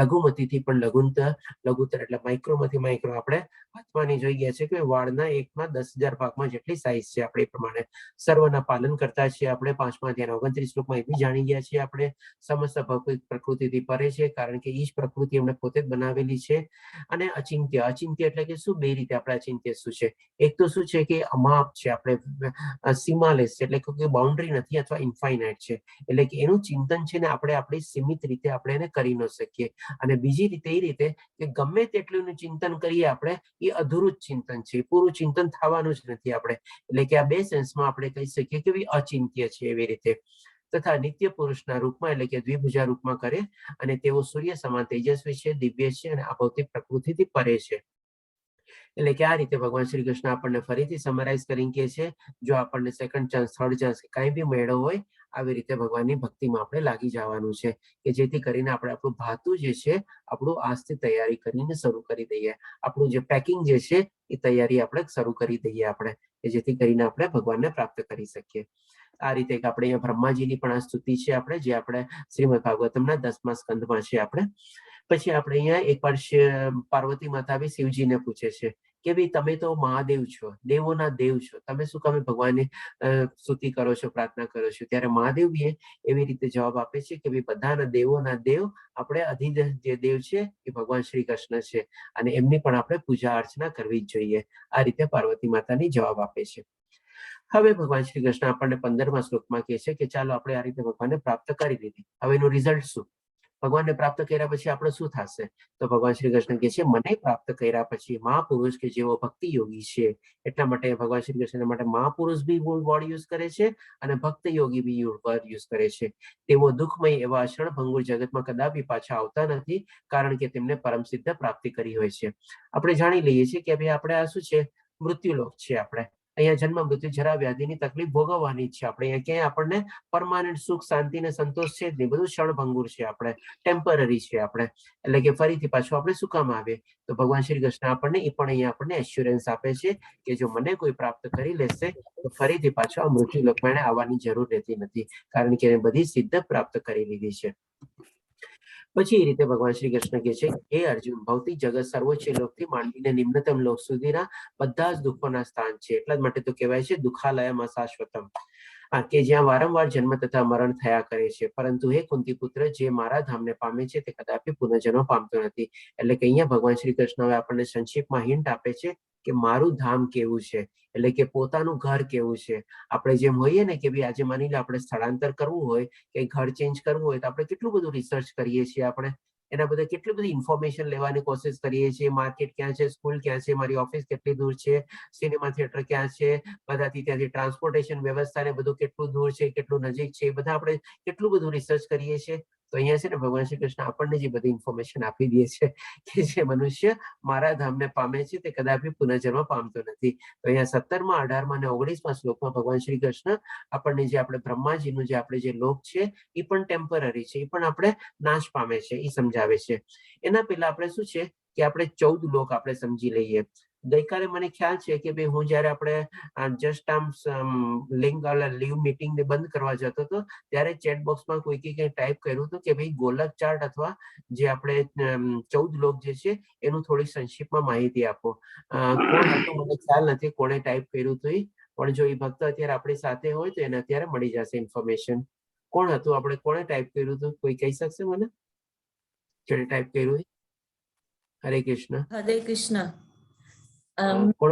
ઉદયના શુકલ ઓકે ધન્યવાદ માતાજી આપણો અમે સોરી ત્યારે જરાક ઓછું કારણ કે તરત જ પછી મેં બટન દબાવી દીધું તો એટલે પછી હું એસ્કેપ થઈ ગયો હતો પણ એનીવે આપણો જે હતું કે ભાઈ ગોલક ચાર્ટ આપણે જે જાણકારી જોતી હતી તો એ આપણે નેક્સ્ટ સ્લાઇડમાં અત્યારે જોશું આપણે 14 ગોલક જે 14 લોક છે એ પ્રમાણે જાણશું આપણે આભાર પ્રભુજી ધન્યવાદ માતાજી તો આ રીતે આપણે 14 લોક કહેવાય છે આપણા શાસ્ત્ર પ્રમાણે આ જે છે ને આપણે નીચેના 7 લોક છે આપણે 1 2 3 4 5 6 અને 7 એટલે કે અતાલ લોક વિતાલ લોક સુતલ તલાતલા મહાતલા રસતલા અને પાતાલ એટલે આપણે ઘણી વાર કહીએ છીએ કે પાતાલ લોક એકદમ નીચેનો જે લોક છે એ આપણે અને એવી રીતે આપણે આ નીચે એક એક કરીને નીચે આવે છે આ બધા સૌથી નીચેતર લોક આપણે પાતાલ લોક છે અને આ ભૂર લોક એટલે કે આપણે જે અત્યારે ભૂમિ ઉપર જીવીએ છીએ અને આપણે ભૂતલ લોક બી કઈ આપણે કહી શકીએ આપણે કે આપણે પૃથ્વીને અત્યારે જે પ્રમાણે જે છે આ એકદમ મિડલ પ્લેનેટ છે અને એની ઉપરના બધા આપણે 6 લોક હજી ઉપર છે,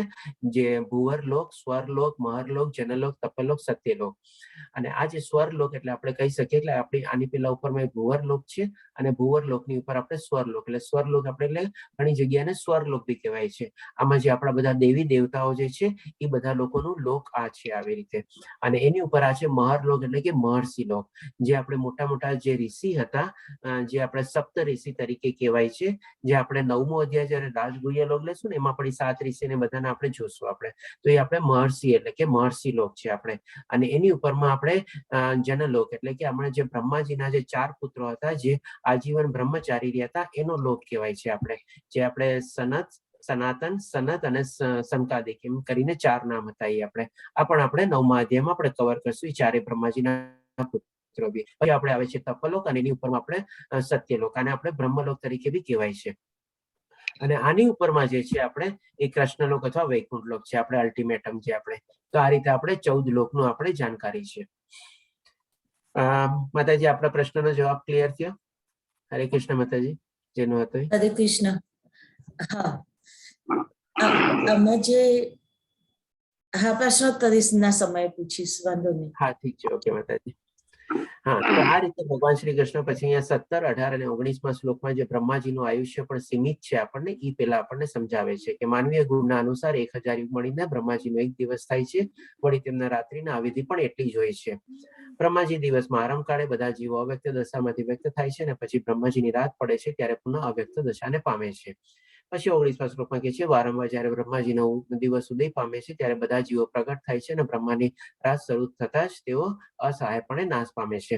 અને આપણે સંક્ષિપ્તમાં ઓલરેડી જાણી ગયા છે કે ભાઈ આપણી 1 લાખ સેકન્ડ એટલે કે બ્રહ્માજીની 1 સેકન્ડ, અને બ્રહ્માજીનું જે 100 વર્ષનું આયુ છે લગભગ 311.04 ટ્રિલિયન યર્સ જેવું છે, જે આપણે ચોથા અધ્યાયમાં કવર કર્યું હતું. ખાલી આપણે અહીંયા સંદર્ભરૂપે લઈ લઈએ કારણ કે આ સમજાવવા માટે આપણે લીધેલું છે જે 20મો શ્લોક ભગવાન શ્રી કૃષ્ણ કહે છે એના સંદર્ભમાં. તો હવે જોઈએ ભગવાન શ્રી કૃષ્ણ 20મા શ્લોકમાં શું કહે છે.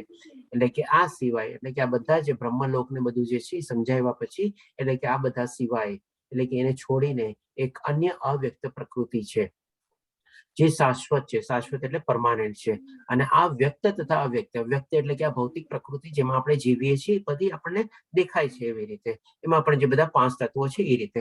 અને એની ઉપર જે બધા આપણે અવ્યક્ત એટલે કે આપણે જોઈ ગયા કે બધા અલગ અલગ જે લોકો છે, સ્વર્ગલોક, દેવલોક એ બધા જે આવી જાય છે એમાં એ રીતે એટલે કે વ્યક્ત. અને એના ઉપરથી પણ પરે છે એટલે કે ભગવાન શ્રી કૃષ્ણ કહે છે પદાર્થથી પરે છે એટલે કે એનાથી પણ ઉપરમાં છે. તે સર્વોપરી અને કદાપી નષ્ટ ન થનારી છે. એટલે કે આ રીતે ભગવાન શ્રી કૃષ્ણ કહે છે કે સૌથી ઉપરમાં છે અને કદાપી નષ્ટ ન થનારી છે, એટલે કે ક્યારેય નષ્ટ નથી થતી. જ્યારે આ જગતમાંનું બધું જ નષ્ટ પામે છે ત્યારે પણ તે ભાગ તેમનો તેમ જ રહે છે. એટલે કે જે પ્રમાણે બધું પ્રલય થાય, નષ્ટ થાય, ફરીથી પાછું પુનર્જન્મ થાય, એ પ્રમાણે પ્રગટ થાય, પણ એ પ્રમાણે બધું થઈ રાખે છે. પણ ભગવાનનું જે ધામ જે છે જે સર્વોપરી છે, એઝ ઇટ ઇઝ રહે છે. અને જ્યાં આપણે પહોંચી જઈએ છીએ ફરીથી પાછું આપણને આ પ્રલય, આ તે જન્મ મૃત્યુ જરા વ્યાધિ બધામાંથી આપણને છુટકારો મળી ગયો એ રીતે છે. તો અહીંયા ભગવાન શ્રી કૃષ્ણ આપણને પોતાનું જે ધામ છે ને, જેમાં આપણે બધું સર્ચ કરીએ ને કે ભાઈ કેવું છે, તો અહીંયા આપણને આપણું જ્યોગ્રાફિકલ લોકેશન સમજાવે છે કે ભાઈ મારું ધામ આ જગ્યાએ છે, સિચ્યુએટેડ ત્યાં છે, સર્વોપરી છે, કોઈ દી નાશ નથી પામતું, એના બધા જે ફીચર્સ છે પણ આપણને અહીંયા સમજાવે છે. અને હજી એક આગલા અધ્યાયમાં ભગવાન શ્રી કૃષ્ણ આપણને ત્યાં કેવી બધી સુવિધા છે ને એ પણ આપણને સમજાવશે બધું. તો આ રીતે ભગવાન શ્રી કૃષ્ણ પોતાનું ધામ અહીંયા વર્ણવે છે સંક્ષિપ્તમાં. હવે પછી આપણે જોઈએ 28મા શ્લોકમાં એટલે કે છેલ્લા શ્લોકમાં ભગવાન શ્રી કૃષ્ણ બધી ચીજ છે ને સમરાઇઝ કરીને કહે છે કે જે મનુષ્ય ભક્તિમય સેવાનો માર્ગનો સ્વીકાર કરે છે તે વેદાધ્યાન, તપ, યજ્ઞ, દાન કરવાથી અથવા તાત્વિક કે સકામ કર્મ કરવાથી પ્રાપ્ત થનારા ફળોથી વંચિત રહેતો નથી. તે કેવળ ભક્તિ કરવાથી તરત જ ફળ પામે છે અને અંતે સર્વોપરી સનાતન ધામને પામે છે. એટલે કે ભક્તિ જે છે એકમાત્ર સોલ્યુશન છે આપણી પાસે. અહીંયા ભગવાન શ્રી કૃષ્ણ બાકી બધી ચીજોને બી વર્ણવે છે. કારણ કે ઘણી વાર આપણને એવું થાય ભૌતિક દુનિયામાં રહીએ છીએ એટલે આપણે કે એને તો આટલા બધા વેદ પાઠ જ્ઞાન મેળવી લીધું, આટલું બધું સંસ્કૃત જાણે છે, આટલો બધો એને વેદ ઉપનિષદનું પાઠ ગણી લીધું છે, આમ કરી લીધું, જ્ઞાન મેળવી લીધું, બધું કરી લીધું એટલે કે વેદાધ્યાન થઈ ગયું. તપ એટલે કે માની લે થોડું ઘણું આટલું બધું તપ કરે છે, આમ છે તેમ છે. પછી યજ્ઞ એટલે કે માની લે એને આ બધા કોઈ યજ્ઞ કર્યા બી હોય બાય ચાન્સ, અથવા તો બહુ મોટું એવો પૈસા હોય તો એને દાન બી આપ્યું હોય. એટલે કે ભગવાન શ્રી કૃષ્ણ શું કહે છે કે આ બધી ચીજ બી જો કે જેણે કરી હોય, અથવા તો તાત્વિક કે સકામ કર્મ એટલે કે માની લો કોઈ ફળની ઈચ્છા કર્મ કર્યા હોય, તો એ લોકોને જે ફળ મળે છે એટલે કે કરવાથી પ્રાપ્ત થનારા ફળોથી વંચિત રહેતો નથી. એટલે કે જે મનુષ્ય ભક્તિમય સેવાનો જે માર્ગ સ્વીકારે છે, એટલે કે એક બાજુ ઈ છે ભક્તિમય સેવા માર્ગ વાળો સ્વીકાર કરવા વાળો માણસ, અને એક તરફ આ બધા આવી ગયા કે જે વેદા ધ્યાન તપ યજ્ઞ દાન બધું કરે છે, તો ઈ લોકોને જે ફળ મળે છે એના પરથી પણ આ જે ભક્ત જે છે એ વંચિત રહેતો નથી. એવું નથી કે ભાઈ મેં તો ભાટ નથી કર્યા, મેં તો વેદા ધ્યાન નથી કર્યું, મેં તો દાન નથી કર્યું, તો ખાલી ભગવાનની ભક્તિ કરું છું, તો મને શું એ બધા ફળ નહીં મળે? તો ના, એવું નથી. અહીંયા ભગવાન શ્રી કૃષ્ણ કહે છે ક્લિયરલી કે એ બધા ફળોથી વંચિત રહેતો નથી, તે કેવળ ભક્તિ કરવાથી જ ફળો પામે છે.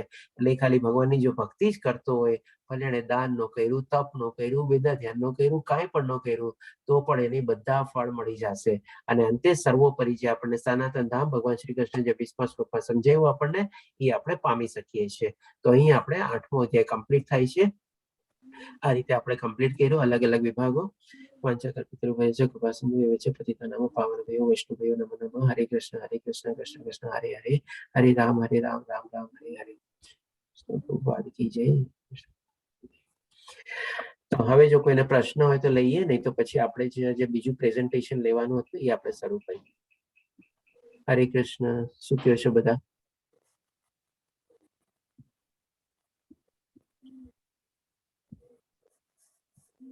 પ્રભુજી બીજું પ્રેઝન્ટેશન લઈ લો, શરૂ કરી દો. હા, કારણ કે 7 મિનિટ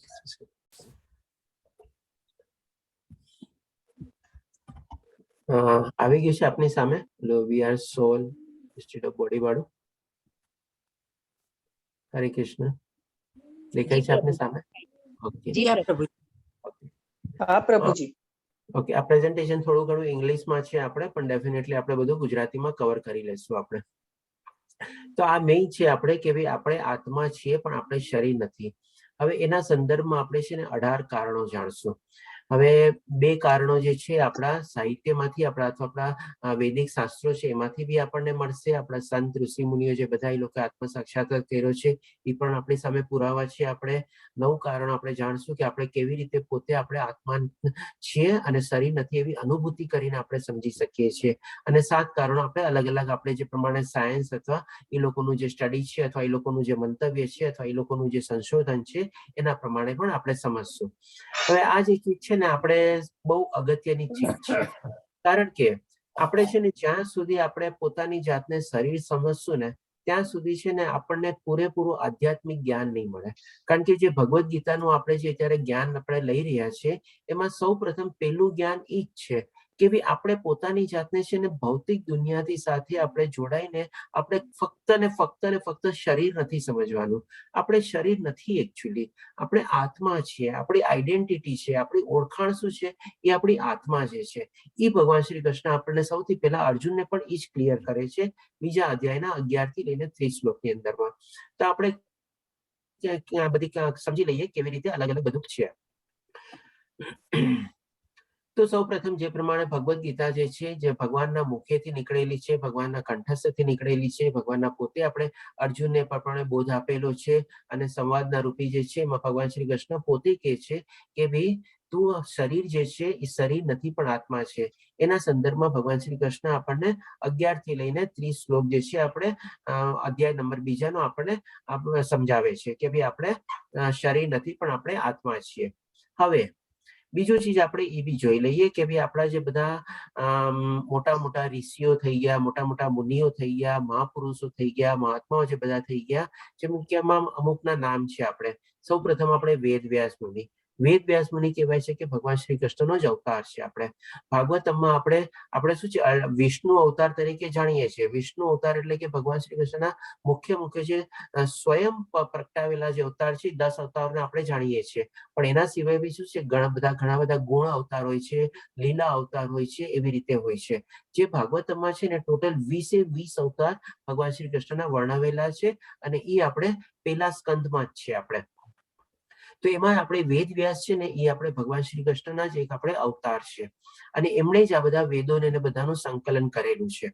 એટલે કે વેદ વ્યાસ છે, પછી આપણે માધવાચાર્ય છે, રામાનુજાચાર્ય છે, શંકરાચાર્ય જે છે, એ બધા આપણે શું છે એટલા મોટા મોટા મહાઋષિઓ અને બધા જે થઈ ગયા આપણે, જે લોકોએ બધા છે ને આવા રીતે આત્મ સાક્ષાત્કાર કરેલો હતો, આત્માની અનુભૂતિ કરેલી હતી, આત્માને આપણે રીતસરના એ લોકોએ જોયેલા હતા અથવા વર્ણવેલા છે બધી રીતે પોતાના શાસ્ત્રોમાં, પોતાના મંતવ્યોમાં, પોતે જે પ્રમાણે બધા ઉપદેશ આપેલા છે એ રીતે આ બધા. એટલે કે એવું નથી કે આનું કોઈ કંઈ જોયું ન હોય કે કઈ નું કરેલું હોય, બધા આપણી સાથે પુરાવા છે, બધા આપણી પાસે આપણે સમસ્ત રીતે શાસ્ત્રોમાં બી લખેલું છે અને એ રીતે આવા બધા મોટા મોટા ઋષિ મહાઋષિ અને સંતોએ પણ એ પ્રમાણેનો અનુભવ બી કરેલો છે અને એવી રીતે પોતે અવતરિત બી થયા છે, જે રીતે વેદવ્યાસજીને પોતે અવતરિત થયા.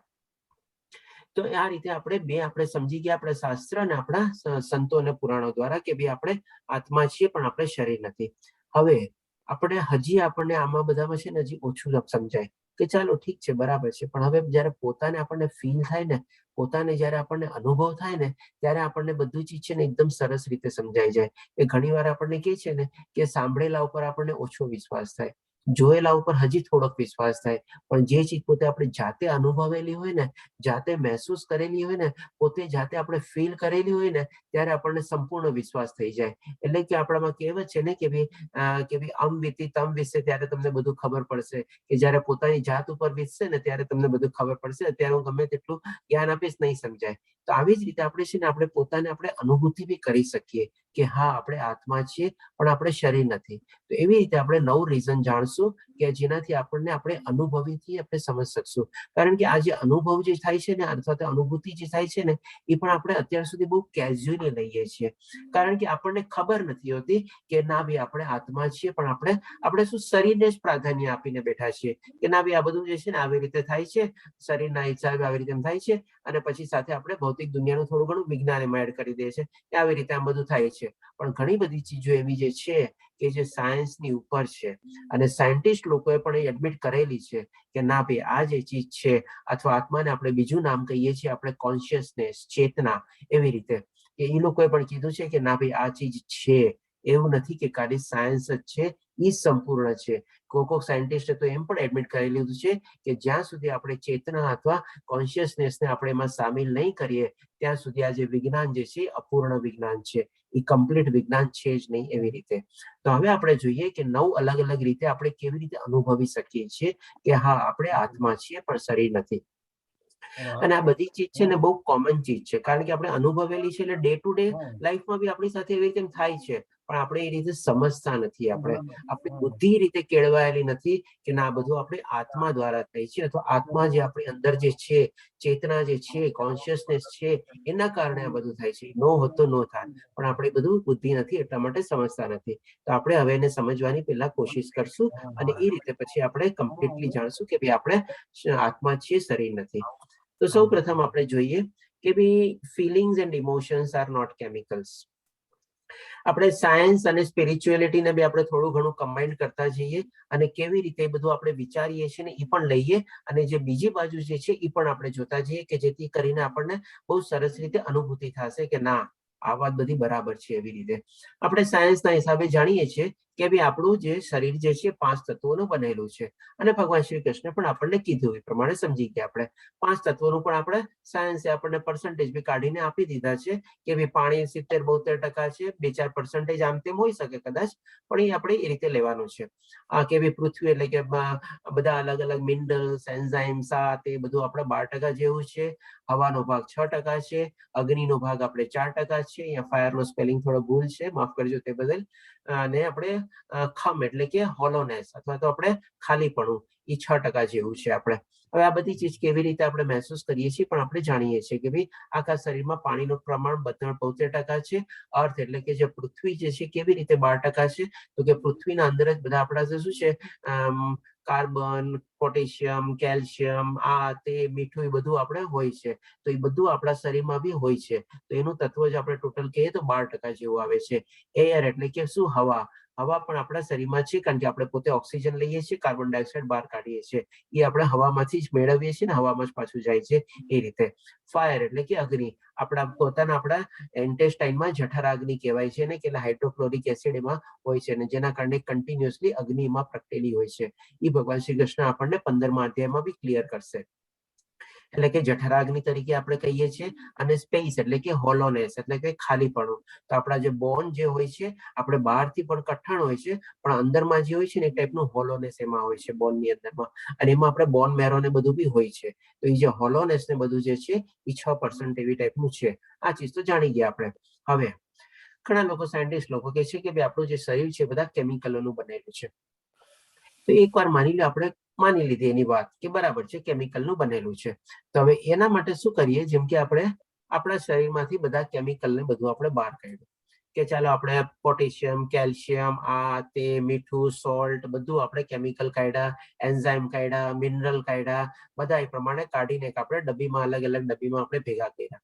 હવે એ ભેગા કર્યા પછી આપણે માર્કેટમાં ગયા આપણે કે ભાઈ ચાલો આ શરીર જે છે, શરીરમાંથી બધા મેં કેમિકલ ને આને બધું કાઢી લીધું છે, આ એનો પુરવઠો છે અને હવે હું જેને વેચવા જાઉં છું. ઓલો બિચારો વિચારે કે ભાઈ આનું શું કેટલા મળશે મને? ઓલો કે ચાલો ભાઈ 200 રૂપિયા. તો શું આપણા શરીરની કિંમત ખાલી 200 રૂપિયા જ છે? માની લો આપણે બ્લડ ને અત્યારે સાઈડમાં રાખ્યું છે અને અથવા તો બ્લડ ને આપણે ઓર ડિકોમ્પોઝ કરી નાખ્યું ને એમાંથી બધા કેમિકલ આપણે અલગ કાઢી નાખ્યા, તો પછી તો બ્લડ નો રહ્યું. ઘણી વાર તો બ્લડ ની વધારે કિંમત હોય અથવા તો આપણે ફ્રીમાં નોર્મલી કરતા હોઈએ છીએ એટલા માટે. તો શું આપણા શરીરની કિંમત ખાલી 200 રૂપિયા? એવું તો નથી.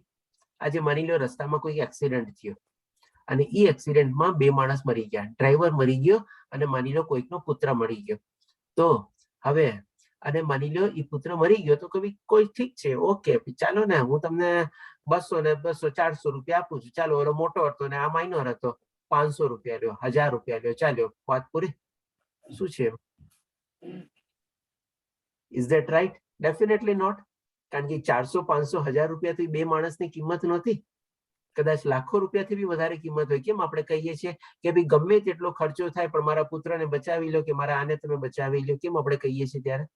જો શરીરની કિંમત 200 રૂપિયા જો તો પછી આપણે શું કામે હોસ્પિટલમાં જઈને એવા હજારો ને લાખો રૂપિયાને કહેવા પડે કે ભાઈ આને બચાવવા માટે હું ગમે તે ખર્ચો કરવા તૈયાર છું, ગમે તે કરવા તૈયાર છું. એટલે કે આ રીતે આપણું શરીરની કિંમત ખાલી 200 રૂપિયા નથી અને ફક્ત એ કેમિકલ્સ છે નહીં આપણે. પણ હવે આપણે આગળ જોઈએ. આપણા શરીરની અંદરમાંથી બધા જે આપણા ભાવો પ્રગટે છે, જેમ કે આપણે રોઈએ છીએ, દુઃખી થઈએ છીએ, આપણને ખુશી થાય છે, આપણે હસીએ છીએ, ખડખડાટ હસીએ છીએ, આ બધા ભાવો ક્યાંથી ઉત્પન્ન થાય છે? આપણે આમાં તો કોઈ કેમિકલ નથી આવતા.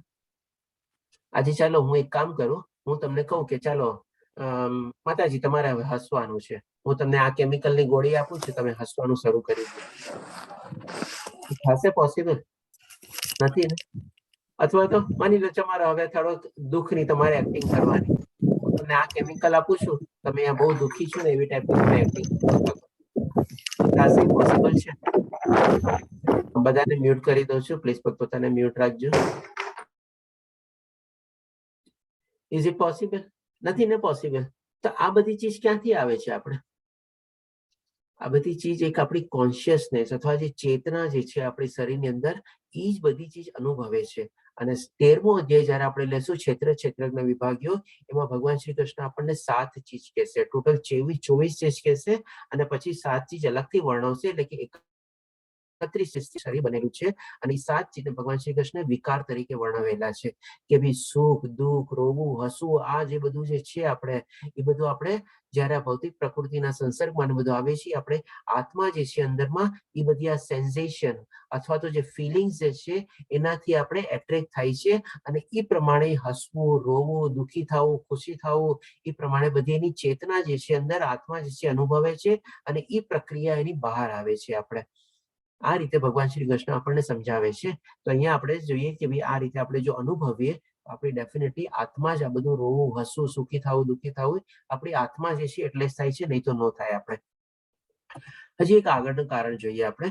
હવે બીજું કે ભાઈ આપણે શું છે બધા રીતે શું કહીએ છીએ કે ભાઈ આ મારો હાથ છે, આ મારું મોઢું છે, આ મારું ગળું છે, આ મારું છાતીનો ભાગ છે, આ મારો કમર છે, આ મારું પગ છે, આ રીતે આવી રીતે બધું કહીએ છીએ આપણે બધું જયારે કહીએ છીએ ત્યારે હંમેશા કહીએ છીએ કે મારું મારું. તો આ મારું કોણ છે?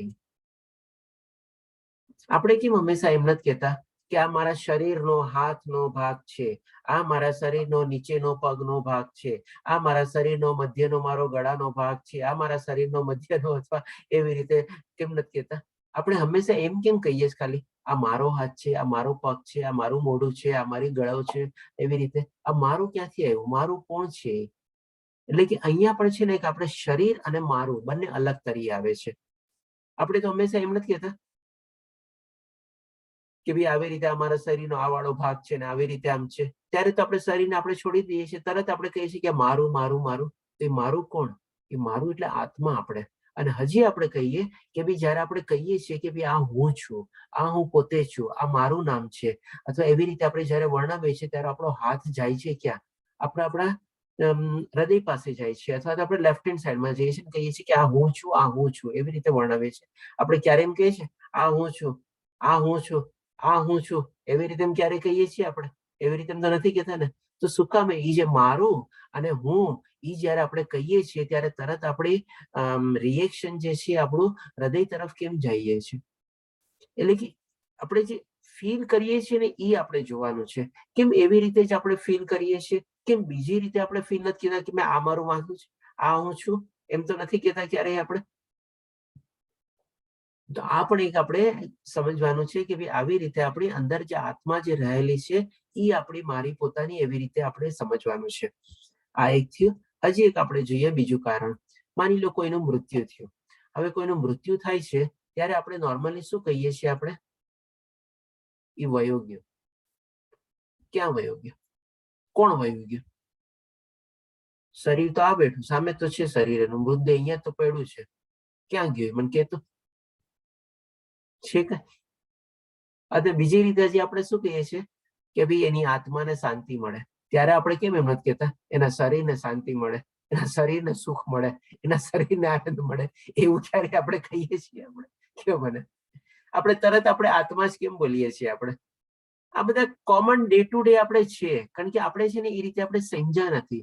હવે જયારે આપણે આ રીતે બધું સમજી જશું ને ત્યારે આપણને રીતસરનો આપણને એમ લાગશે આ શરીર કઈ છે જ નહીં, એકચ્યુઅલી કઈ મતલબ જ નથી આપણે આ શરીરનો. એ રીતે આપણે અંદર આત્મા છીએ અને એ આત્મા આપણે ભગવાનનો અંશ છે આપણી અંદરમાં. એટલે કે આ રીતે આપણે કોઈ બી મરી ગયું હોય ત્યારે આપણે હંમેશા એ રીતે જ કહીએ છીએ આપણે કે ભાઈ વયો ગયો, એની આત્માને શાંતિ મળે. એટલે કે કોણ વયો ગયો? તો કે ભાઈ આત્મા વયો ગયો છે. અને આત્માએ આપણે દેહાંતર કહ્યો છે. આત્મા બીજા દેહમાં પ્રવેશ કરી ગયો છે અને ઈ જ્યાં પણ એ આત્મા જાય એ આત્માને સદગતિ મળે અથવા એ આત્માને શાંતિ મળે. શરીર તો ભાઈ તારી સામે અહીંયા જ પડ્યું છે, શરીર તો ક્યાંય નથી ગયું. એટલે કે એમાંથી આત્મા નીકળી ગયો છે, આત્મા વયો ગયો છે. આવી રીતે આપણે કહીએ છીએ. પછી હજી એક આપણે જોઈએ કે ભાઈ માની લે આપણે સૂતા હોઈએ છીએ. સૂતા હોઈએ છીએ ત્યારે આપણને શું છે, નોર્મલી સ્વપ્ન આવે છે અને બધા લોકોને સ્વપ્ન આવતા હોય છે. હવે સ્વપ્નની અંદર શું છે, આપણે ગમે તે જગ્યાએ વહીએ જઈએ છીએ, ગમે તેની સાથે આપણે મળી લઈએ છીએ, ગમે તેની સાથે આપણે વાતો કરીએ છીએ અને ગમે તે ચીજ વસ્તુઓ બી આપણને મળી જાય છે. એ બધું ચીજ આપણા સ્વપ્નમાં થાય છે. તો આપણું કોણ જાય છે એ સ્વપ્નમાં? એ બધું કોણ કરવા જાય છે? આપણે તો અહીંયા નિંદરમાં આપણે સૂતા હોઈએ છીએ, પલંગ ઉપર અથવા આપણા ગાદલા ઉપર ને એમાં. આપણું જે શરીર જે છે એ તો ત્યાં જ પડ્યું છે ને, એ તો કોઈ જગ્યાએ નથી ગયું. અને આને તો પછી જે આપણી આત્માને જે છે કોઈ સીમા બી નથી પડતી આપણને. આજે આપણું શરીર આપણે હોઈ શકીએ આપણે એક જગ્યાએ હોય અને આપણી આત્મા કદાચ દેશ છોડીને બીજા દેશમાં કે પરદેશમાં જઈને બીજાને જઈને મળી આવી, એની પાસેથી ચીજ વસ્તુ લઈ આવી, હાઈ હેલો કરી આવી, બધું કરી આવી, પાછી આવી ગઈ. એને કઈ વિઝાની જરૂર પડી? કઈ એને ફ્લાઇટ લેવું પડ્યું? કઈ નું કરવું પડ્યું ને?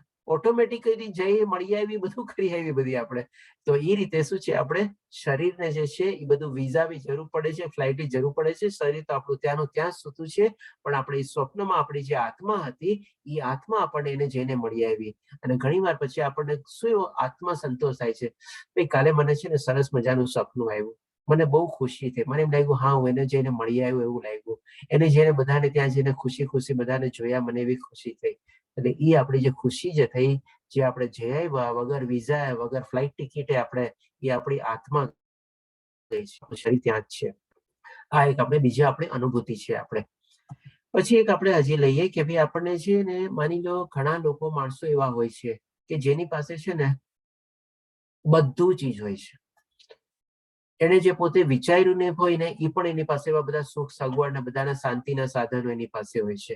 કોઈ જ એને વિચાર્યું ને કે મારી લાઈફમાં આ બધું મેળવી શકીશ, એ બધું એને મેળવેલું હોય છે અને એની પાસે બધી ચીજ હોય છે. એટલે કે આપણે કહે ને ભૌતિક દુનિયાના રિલેટેડ બધાથી સંપન્ન હોય છે. કોઈ ચીજની એની પાસે કમી હોતી જ નથી. એ રીતે આપણે હોય, પણ તેમ છતાં એ માણસને શું છે, શાંતિ નથી હોતી, સંતોષ નથી હોતું. એ ઘણી વાર શું કહે છે કે ખબર નહીં છે બધું ઓકે, પણ મને પોતાને અંદરથી છે ને કે શાંતિ નથી લાગતી, મને સંતોષ નથી થતો, મને આ બધી ચીજમાં હવે મજા નથી આવતી. તો એ કોને સંતોષ નથી થતો, કોને આનંદ નથી મળતો, કોને એમાં સુખ નથી, કોને એમાં મજા નથી આવતી?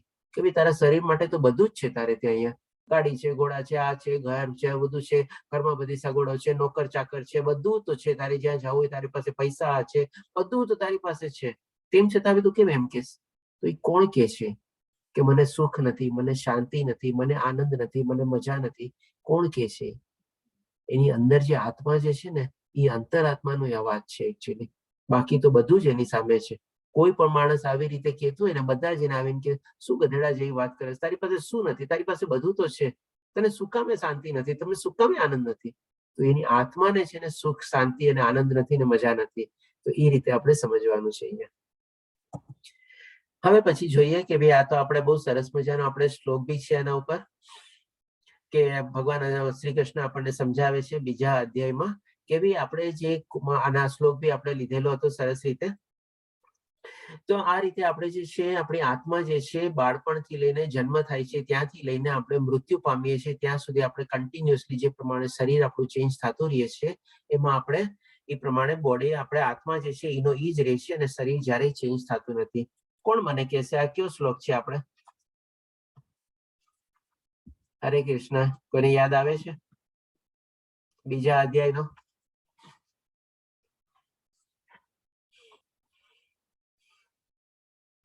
કોઈને યાદ નથી આવતો? આપણે આ શ્લોક બી કવર કર્યો હતો આપણે.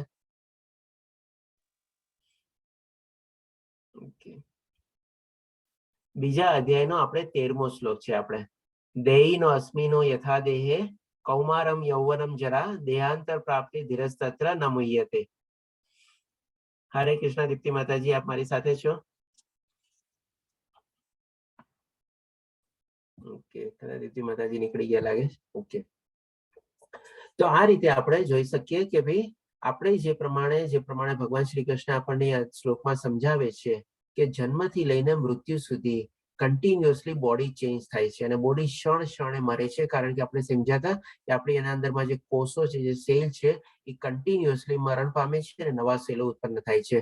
અને સાયન્સના પ્રમાણે દર 7 વર્ષે આપણા બધા કોષો મૃત્યુ પામે છે અને બધા નવા કોષો જન્મે છે. એ પ્રમાણે આપણે સમજાતા. અને મેં તમને ત્યારે કીધું તો આપણે અલગ અલગ ફોટા લઈએ કે ભાઈ પહેલે મહિને, બીજે મહિને, 1 વર્ષે, બીજે વર્ષે, ત્રીજે વર્ષે, માની લો 50 ફોટા લીધા બધી રીતે. તો એ બધામાં આપણે એક જ વ્યક્તિ હોય છે અને બધા શું કે છે, આ મારો ફોટો છે, આ મારો ફોટો છે, આ મારો ફોટો છે. એ રીતે આપણે ત્યારે સમજાતા. તો એ મારું કોણ છે? એ આત્મા છે આપણે. નહીં તો બાકી કોઈ XYZ માણસને આવીને બોલાવીને કયો કે ભાઈ પહેલા મહિનાનો ફોટો અને 50મા વર્ષનો ફોટો, કોઈ એને કે આ બંનેમાં તને કઈ સિમિલેરિટી લાગે છે? ના ભાઈ, મને તો નથી લાગતું. આ તો નવજાત શિશુ છે ને આ 50 વર્ષનો વયોવૃદ્ધ માણસ છે. કેવી રીતે ઓળખી શકું?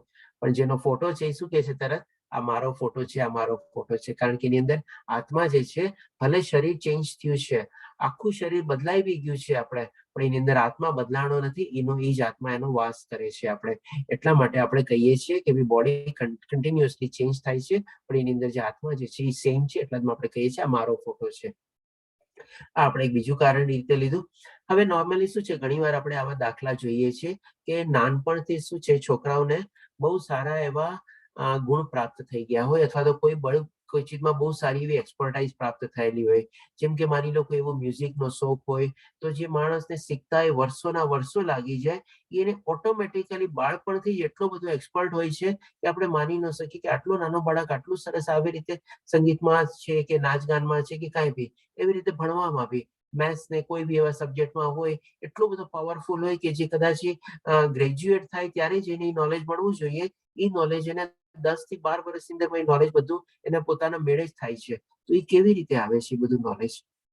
એકચ્યુઅલી જેની આત્મા જે છે એ ગયા જન્મમાંથી બધું છે ને આપણે કેરી ફોરવર્ડ તરીકે બી થયેલું હોય છે, થોડા ઘણા બધા ગુણો ને બધું, અને એ ગુણોથી ઓટોમેટિકલી આ જન્મમાં જયારે આવે છે ત્યારે એનાથી જ શરૂઆત કરે છે ને આગળ વધી જાય છે આપણે. તો આવી બધી જે એક્સ્ટ્રા ઓર્ડિનરી જે ટેલેન્ટ હોય છે અથવા એક્સપર્ટાઇઝ હોય છે જે બધા બાળકોમાં, એ ક્યારેક ને ક્યારેક આવી રીતે આત્મા દ્વારા કેરી ફોરવર્ડ થયેલી હોય છે. આપણે આવા બધા આપણને દાખલા બહુ ઓછા મળે છે, પણ તેમ છતાં બી આજની તારીખમાં બી એવા ઘણા બધા દાખલા છે આપણે. જેમ કે હમણાં રિસેન્ટલી એક આપણે વિડીયો વાયરલ થયો હતો, એમાં કંઈક 7 વર્ષની છોકરી હતી જેને ભગવદ્ ગીતાના 700 શ્લોક મોઢે હતા. આ બધી છે એકચ્યુઅલી ટેલેન્ટ છે હોય છે. આ બધી ક્યાંથી આવે છે આપણને? એ તો હજી સ્કૂલે નથી ગયા, ભણાય નથી, બધું કઈ શીખાય નથી, તોય બધું આવડી ગયું. એ આપણે આત્મામાંથી આવે છે બધું આપણે. હવે પછી એક આપણે શું છે, ઘણી વાર આપણને એમ થાય છે ને કે ભાઈ આગળના નજીક ભવિષ્યમાં એવી કોઈ ઘટના બને ત્યારે આપણને એમ લાગે આ કંઈક મને એમ મેં કંઈક જોયું કર્યું હોય ને એવું લાગે છે, આ કંઈક સાંભળ્યું કર્યું હોય ને એવું લાગે છે, અથવા તો આવું કંઈક મેં અનુભવ્યું હોય ને એવું મને લાગે છે. એ ક્યાંથી લાગે છે? આપણને શું છે, ઘણી વાર આપણા આત્માનો આપણે અંતસ્ફૂર્ણા થાય છે, અને એક આપણી આત્મા જે છે ને આપણને એક અવાજ મોકલે છે, અથવા તો એવો કોઈક અનુભવ કરાવે છે, અથવા તો એવું કોઈ ચીજ આપણને દેખાડે છે કે જેનાથી કરીને આપણને છે ને એમ લાગે છે કે ના ભાઈ આ ચીજ ક્યાંક નજીક ભવિષ્યમાં કાં તો બનવાની છે, અને બની જાય છે પછી આપણને એવો આભાસ થાય છે કે આ તો મેં કંઈક જોયેલું છે, મેં સાંભળેલું છે, અનુભવેલું છે, એવી રીતે. તો આ બધો આભાસ કોણ કરાવે છે આપણને?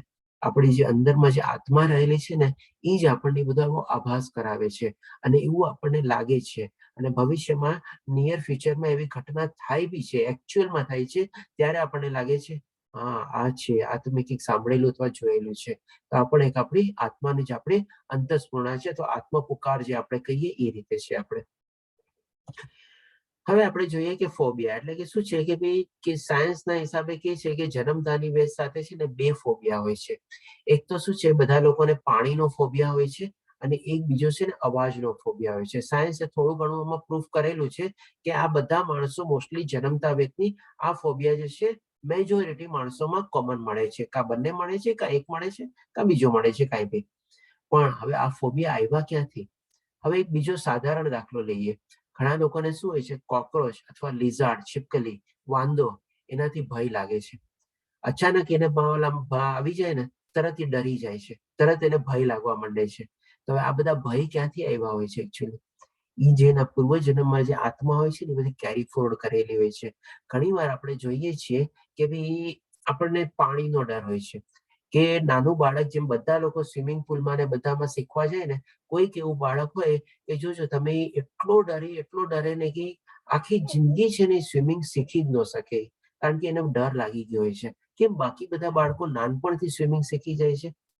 ઘણી વાર જગ્યાએ તો પશ્ચિમી દેશોમાં તો છે ને જે બાળક જન્મો નથી ને 6 મહિના નથી થયો ને ત્યાં એને સ્વિમિંગ શીખવાડે છે. બોલો તો હવે, અને ઘણી વાર એવું બાળક જે છે ને 1 વર્ષ 2 વર્ષ પછી બી શીખવાડવાની કોશિશ કરે ને એ શીખશે જ નહીં, અને આખી જિંદગી વહી જશે ને તો એને એટલો ડર રહેશે ને કે શીખશે જ નહીં કોઈ સ્વિમિંગ કેવી. આ તો એક એક્ઝામ્પલ આપું છું. આવા ઘણા બધા એવા નાના એવા કોઈ ફોબિયા હોય છે કે જેનાથી માણસો ડરે છે. ઘણા લોકોને જોજો રાતના છે ને લાઈટ ચાલુ રાખીને સુવાની આદત હોય છે, અથવા તો નાનો બલ્બ કે નાઇટ લેમ્પ કે એ એકદમ ટોટલી અંધારું થાય ને એમાં એને નીંદર જ ન આવે, ડર લાગે. આ પણ એક ટાઈપનો ફોબિયા છે. આ નાનપણથી જ બધો થયેલા હોય. એ આખી જિંદગી છે ને તમે જોજો લાઈટ ચાલુ જ રાખીને જ સુશે. ક્યાંક એને કોઈક હવે સંજોગો ઉભા થશે ને કે લાઈટ નહીં થાય અને નહીં હોતા તો એ છે ને ઉભો થઈને જાગતો રહેશે, બેઠો રહેશે, પણ એ સુશે નહીં.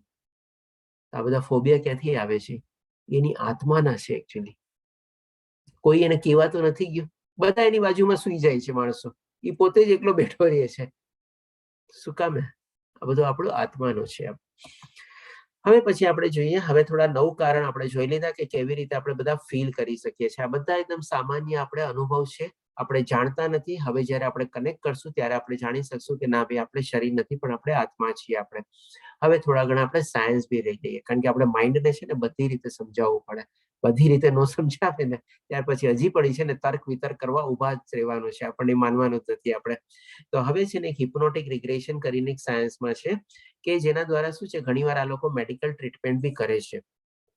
કે કોઈ માણસને ક્યારેક એવું હોય કે ભાઈ મને કેમ આમ થાય છે, એમ થાય છે, ડોક્ટર પાસે જાય તો ડોક્ટર શું કરે એ ટેકનિક યુઝ કર્યા હિપ્નોટિક રિગ્રેશનની કે ભાઈ એને આ જન્મમાં માની લો એવો બધો કોઈ પ્રોબ્લેમ ન હોય પણ એવો કોઈ કે એને મનમાં લાગે છે કે મને આમ થાય છે એમ થાય છે ત્યારે ડોક્ટર એને આસ્તે આસ્તે કે ભાઈ ગઈકાલે શું થયું હતું તમારી યારે કે અચ્છા અઠવાડિયા પહેલા શું થયું હતું મહિના દી પહેલા શું થયું હતું વર્ષ દિવસ પહેલા શું થયું હતું એમ કરીને એને છે ને આસ્તે આસ્તે છે ને પાછળ લેતા જાય પછી માણસની ઉંમર માની લો 50 વર્ષ હોય તો એ છે ને નાનપણમાં બી એને લઈ જાય કે તમે નાના હતા ત્યારે તમને કોઈ જગ્યાએ વાગ્યું હતું કોઈ જગ્યાએ ઇન્જરી થઈ હતી તમને કોઈની સાથે એવો અનુભવ થયો હતો ત્યાં સુધી લઈ જાય હવે એ માણસને છે ને આખી પ્રોસેસમાં ઘણો બધો ટાઈમ લાગે કદાચ હોય શકે કલાકોના કલાકો લાગે દિવસોના દિવસો બી લાગે પણ એ આસ્તે આસ્તે કરીને એને પાછળ લઈ જાય પછી જયારે એ પ્રમાણે સ્થિતિમાં આવી જાય પછી કે 0 યરમાં આવી ગયા હવે એને કે હવે તમે હજી મને કહો હજી તમે હજી 2 વર્ષ પહેલા શું થયું હતું 5 વર્ષ પહેલા શું થયું હતું 10 વર્ષ પહેલા શું થયું હતું એટલે હવે શું છે નેગેટિવ ચાલે છે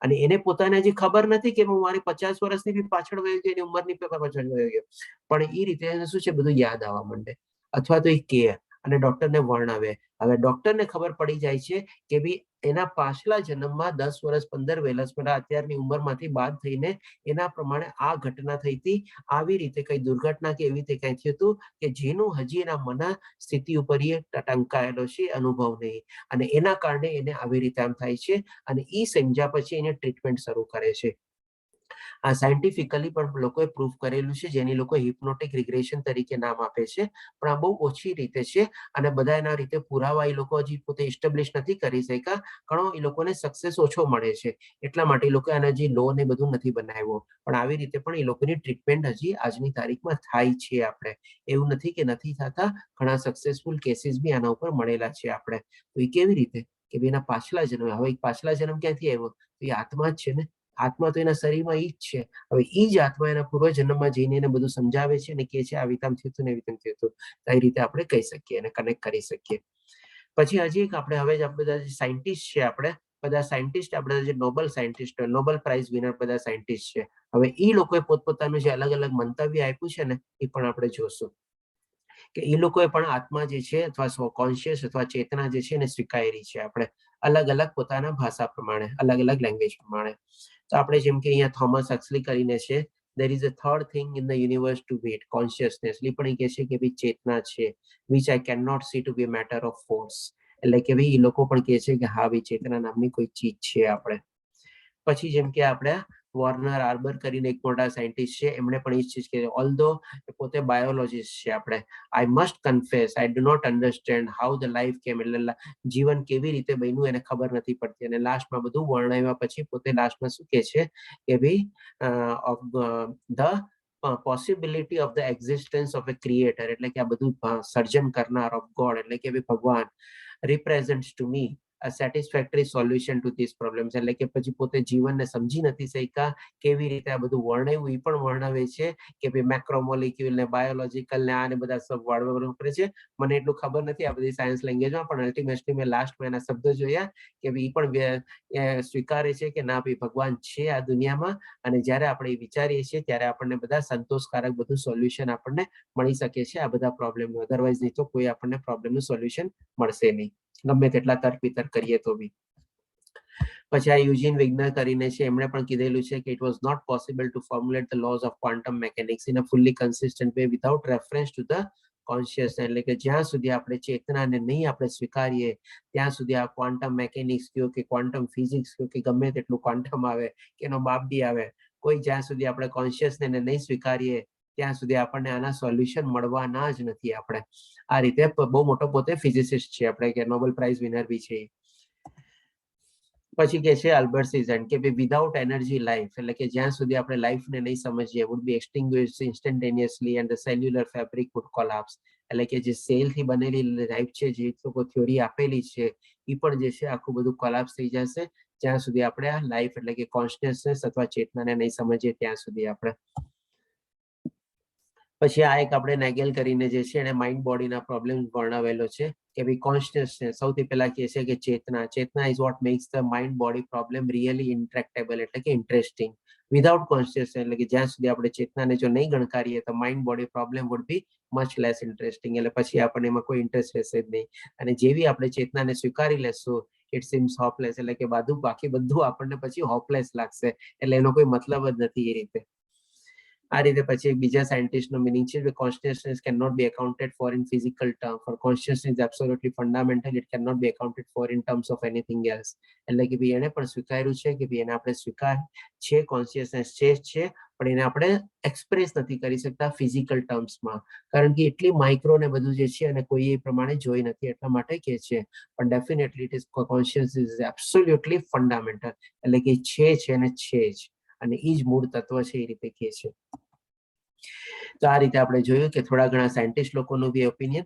હવે ઘણા સાયન્ટિસ્ટ એવા બી છે કે ના ભાઈ આજે આપણું બોડી ને બધું જે ચાલે છે એમાં ન્યુરોન છે, ડેન્ડ્રાઇટ છે, આખી નર્વસ સિસ્ટમ છે ને બધું જે છે એના પ્રમાણે આખું બધું ચેતના જે છે બધું ચાલે છે ને. તો આપણા બ્રેઇન ની અંદર બી ન્યુરોન્સ, ડેન્ડ્રાઇટ ને વોટર ને બધું હોય. તો હવે માની લો આ જ બધું હોય તો ઘણા લોકો સાયન્ટિસ્ટ લોકોને એવા એક્સપેરિમેન્ટ છે કે એ લોકોએ બ્રેઇન ને આખું વિભાજિત કરીને ઘણું બધું સંશોધન કર્યું છે.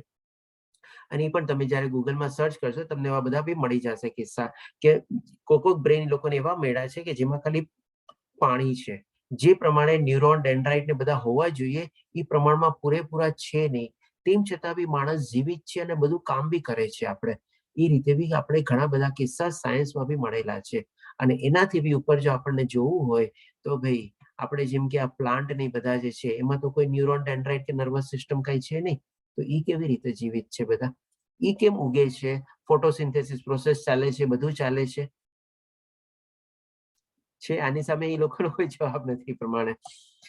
પછી હવે જેમ કે માની લો અત્યારે હાર્ટ ટ્રાન્સપ્લાન્ટ આપણે જાણીએ છીએ, પણ આપણા શાસ્ત્ર પ્રમાણે હેડ ટ્રાન્સપ્લાન્ટ બી થયેલું છે અને આવી રીતે થયું છે. આપણે જેમ કે ગણેશ ભગવાનના ઉપર આપણે હાથીનું માથું બી લગાડેલું હતું, અને આપણે દક્ષ જે છે આપણે એના કેટલા કે ભગવાન શંકરના આપણે સસરાજી આપણે દક્ષ તરીકે છે એના માથા ઉપર આપણે બકરીનું બી માથું લાગેલું હતું. તો આવી રીતે પણ એની અંદર તો ચેતના તો છે જ. હજી આજે હાર્ટ ટ્રાન્સપ્લાન્ટ બી થાય છે તો પણ એની અંદર ચેતના તો રહી જ છે, માણસ તો રહી જ છે. એટલે કે ભવિષ્યમાં જે આવા શાસ્ત્રોનો સંદર્ભ લઈને ખાલી માની લો હેડ ટ્રાન્સપ્લાન્ટ બી સાયન્સ લોકો શોધી કાઢે તેમાં કોઈ નવી નવાઈ નથી. આપણા શાસ્ત્રમાં તો ઓલરેડી આવા બધા એક્ઝામ્પલ છે જ હેડ ટ્રાન્સપ્લાન્ટ વાળા, આપણે ગણેશજીનો અને દક્ષ મહારાજનો ને બધાનો. એમાં પણ ચેતના તો છે જ. અને આ એક હજી બહુ મોટા સાયન્ટિસ્ટ છે ઇયાન સ્ટીવન્સન કરીને. અને ઇયાન સ્ટીવન્સન ને આપણે તમે ચોપડીને બધું બી જોજો, બહુ સરસ મજાની ચોપડી આપણને મળી જશે, જેમાં એમણે 2000 કેસીસ ઉપર સંશોધન કરેલું છે. અને 2000 કેસીસના સંશોધન ઉપર એમણે બધું એક સમરી કરેલી છે કે જી હા ચેતના છે, આત્મા છે.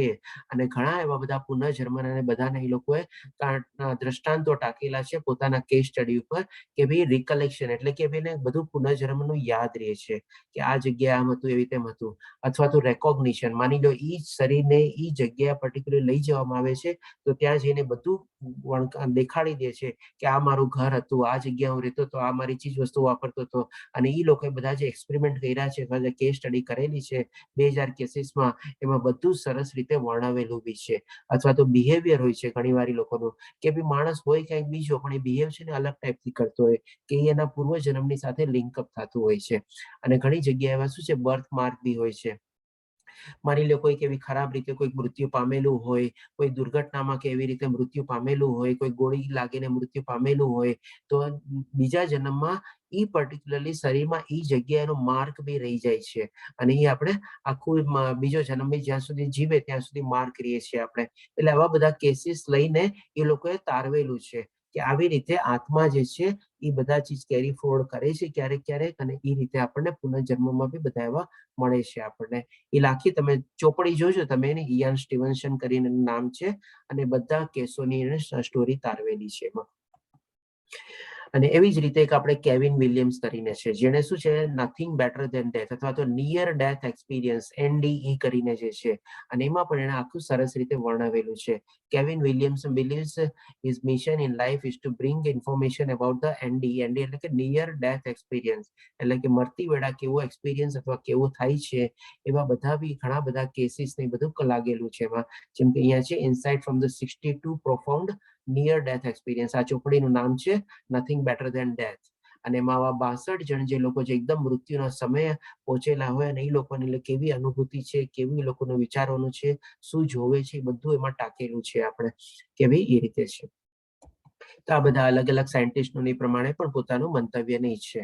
આ બધી રીતે જોઈએ તો હવે આપણે જાણી શકીએ છીએ કે ભાઈ આપણે ચેતના છીએ, આપણે આત્મા છીએ, પણ આપણે આ શરીર નથી. તો હવે જો આના સંદર્ભમાં બી જો કોઈને કોઈ એક્ઝામ ક્વેશ્ચન્સ હોય તો એ બી આપણે લઈ શકીએ છીએ. હરે કૃષ્ણ. આઈ હોપ કે થોડું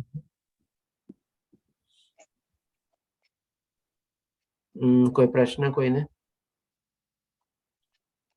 જી નીતા માતાજી, આપનો હેન્ડ રેઝ છે, પૂછી શકો છો. મારે પ્રશ્ન નથી, પણ આ તમે જે કહો છો કે વિડીયો જોવા હોય તો મળી શકે આપણે ભરત મહારાજનું ને એનો, તો મારે યુટ્યુબમાં શું સર્ચ કરું તો મને બધા વિડીયો અવેલેબલ થશે? તમે એક તો છે ને ઇસ્કોનની જેમ આપણે સ્ટાર્ટિંગમાં પહેલો જ્યારે આપણે ક્લાસ લીધો હતો ને ઓરિએન્ટેશન ક્લાસ, એમાં ફેસબુક પેજ છે, આપણે પોતાને આપણે ઇસ્કોનની સાઇટ છે. જો એમાં તમે જાશો ને તો તમે ક્લિક કરશો ને ખાલી ભરત મહારાજ સ્ટોરી કરીને તો પણ તમને તરતથી મળી જશે. કારણ કે જનરલ યુટ્યુબમાં જાશો તો કદાચ તમને સર્ચ કરવામાં ટાઈમ લાગે અથવા ન પણ મળે, પણ જો ઇસ્કોનની સાઇટમાં જઈને જાશો તો તમને તરત ને તરત મળી જશે. એ પ્રમાણે સર્ચ કરશો ને તો ભરત મહારાજ સ્ટોરી નહીં, અને કદાચ નોર્મલ યુટ્યુબમાં બી કરશો તો મળી જશે, એવું નથી કે નહીં મળે. ખાલી એવી જ રીતે ટાઈપ કરો ભરત મહારાજ સ્ટોરી એવી, અથવા તો તમારે આપણે અજામિલની સ્ટોરી એવી રીતે મળી જશે. અને અજામિલનો તો બહુ સરસ મજાનો પપેટ શો ને બધું જે છે, આપણે લગભગ 1.25 કલાકનો વિડીયો છે આપણે. એટલે આ બધા વિડીયો હું ઇસ્કોનમાં સર્ચ કરીશ તો મને જે બી જોઈતું હશે મને મળી જશે? મળી જશે માતાજી. જી માતાજી. Thank you. હરે કૃષ્ણ. હરે કૃષ્ણ. હિના માતાજી, આપનો હેન્ડ રેઝ છે, પૂછી શકો છો. હરે કૃષ્ણ પ્રભુ.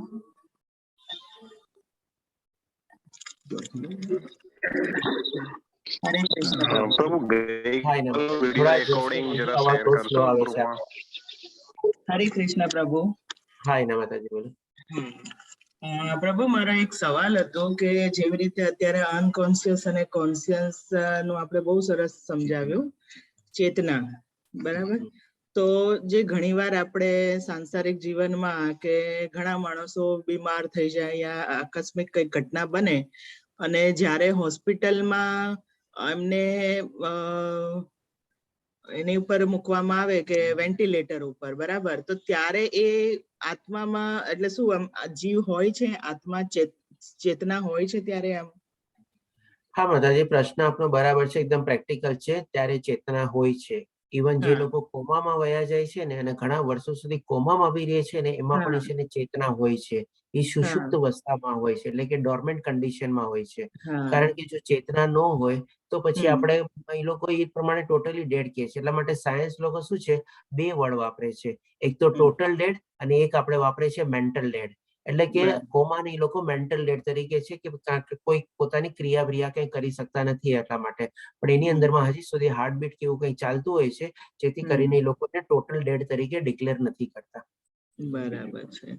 અને બીજો પ્રશ્ન એ છે કે ઘણીવાર એટલે મારા ફેમિલીમાં આ બધી ઘટનાઓ ઘણીવાર બની છે ને, એટલે થોડું કે ડોક્ટર કહેતા હોય છે કે હવે તમે ડિસિઝન લઈ લો, બરાબર. આપણને તો ખબર નથી કે હવે આગળ શું થશે શું નહીં, અને જેવું વેન્ટિલેટર પરથી ઉતારવામાં આવે છે એટલે તરત જ પછી એમની ડેથ થઈ જાય છે. તો ત્યારે આપણે કેવી રીતે ડિસિઝન લઈ શકીએ અને ત્યારે શું સમજવું? એટલે એક તો મેઇન તો એ છે કે આપણી આશા કે કદાચ થોડા દિવસ આપણે વેન્ટિલેટર પર રાખીશું તો ફરી વાર એટલે આમ કે સુસુપ્ત અવસ્થામાંથી કોમામાંથી બહાર આવીને માણસ વ્યવસ્થિત થઈ શકે એવી રીતે.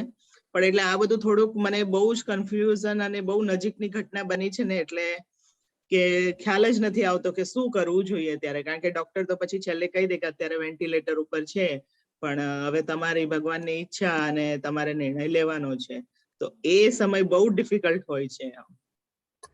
માતાજી, જયારે આપણે ભગવદ ગીતાનું જ્ઞાન ને બધું લેશું ને, આપણો સૌપ્રથમ તો આપનો પ્રશ્ન બહુ સરસ છે અને ઘણા લોકોને એવો આવે છે વિટમણા કે શું ડિસિઝન લેવું, અને જે પ્રમાણે આપણા ફેમિલીમાં આવી સિચ્યુએશન થઈ છે તો એ પણ સારો રીતે છે. તો હવે એના જવાબ રૂપે હું આપને કહીશ કે એકવાર છે ને આપણને જયારે ભગવદ ગીતાનું બધું જયારે જ્ઞાન ને બધું આવી જાય ને, ત્યારે આપણે છે ને પ્રેક્ટિકલ બનવાનું છે. સૌ પ્રથમ તો શું છે, આપણને ડોક્ટરે કહી દીધું કે ભાઈ એના હિસાબે એને બધા પ્રયત્ન કરી લીધેલા છે અને એમને ચાન્સીસ ઓછા લાગે છે અને એને આપણા ઉપર છોડી દીધું. કારણ કે ડોક્ટરની એ ડ્યુટી છે, એને પોતાનો સ્વધર્મ નિભાવ્યો. હવે આપણા ઉપર આવે. હવે જ્યારે આપણા ઉપર આવો નિર્ણય મૂકીએ છીએ ને ત્યારે આપણે છે ને બે ચીજથી આપણે વધારે આપણે આવૃત થઈએ છીએ. એક તો આપણું શું છે મોહ, માયા, આકર્ષણ. એટલે કે આપણે બહુ જ એના ઉપર પ્રેમ લાગણી હોય અને એના આપણને એટ્રેક્શન હોય. અને બીજી ચીજ શું છે કે ભાઈ આપણને દુનિયાનો ડર, કે ભાઈ લોકો શું કહેશે એ પ્રમાણે. આ બે ચીજ હોય છે. ઘણી ખરી માત્રામાં ઓછું વધારે હોય છે. કોકને આ વધારે હોય, કોકને આ ઓછું હોય, કોકને આ ઓછું હોય, આ વધારે, એવું કંઈક ને ચાલ્યા કરે. તો આના માટે છે ને જયારે આપણે આ ભગવદ્ ગીતાનું જો જ્ઞાન લઈ લઈએ, એટલે કે આવું સરસ આધ્યાત્મિક જ્ઞાન લઈ લઈએ, ત્યારે આપણે શું છે કે ડોક્ટરે આપણને કીધું ને, એટલે આપણે શું છે ઈ આત્માને છે ને આપણે એના આત્મા માટે વિચારવાનું કે ઈ આત્માને આપણે કેટલી પીડા આપીએ છીએ. આજે ડોક્ટર આપણને કહે છે કે ભાઈ આપણે ગમે તેમ કરીને વેન્ટિલેટર આ તે કરીને આપણે મનીને એને ચલાવતા હોઈએ છીએ. ઇનડાયરેક્ટલી તો છે ને આપણે કહી શકીએ કે ભાઈ ચેતનાને જાવામાં જ ફાયદો છે આપણે, પણ આપણે શું છે એવી રીતે લાગણીના આકર્ષણમાં આવીએ છીએ અને ખેંચી રાખીએ છીએ, ચલાવી રાખીએ છીએ, તો પણ એ આત્માને છે ને તકલીફ પહોંચે છે આપણે.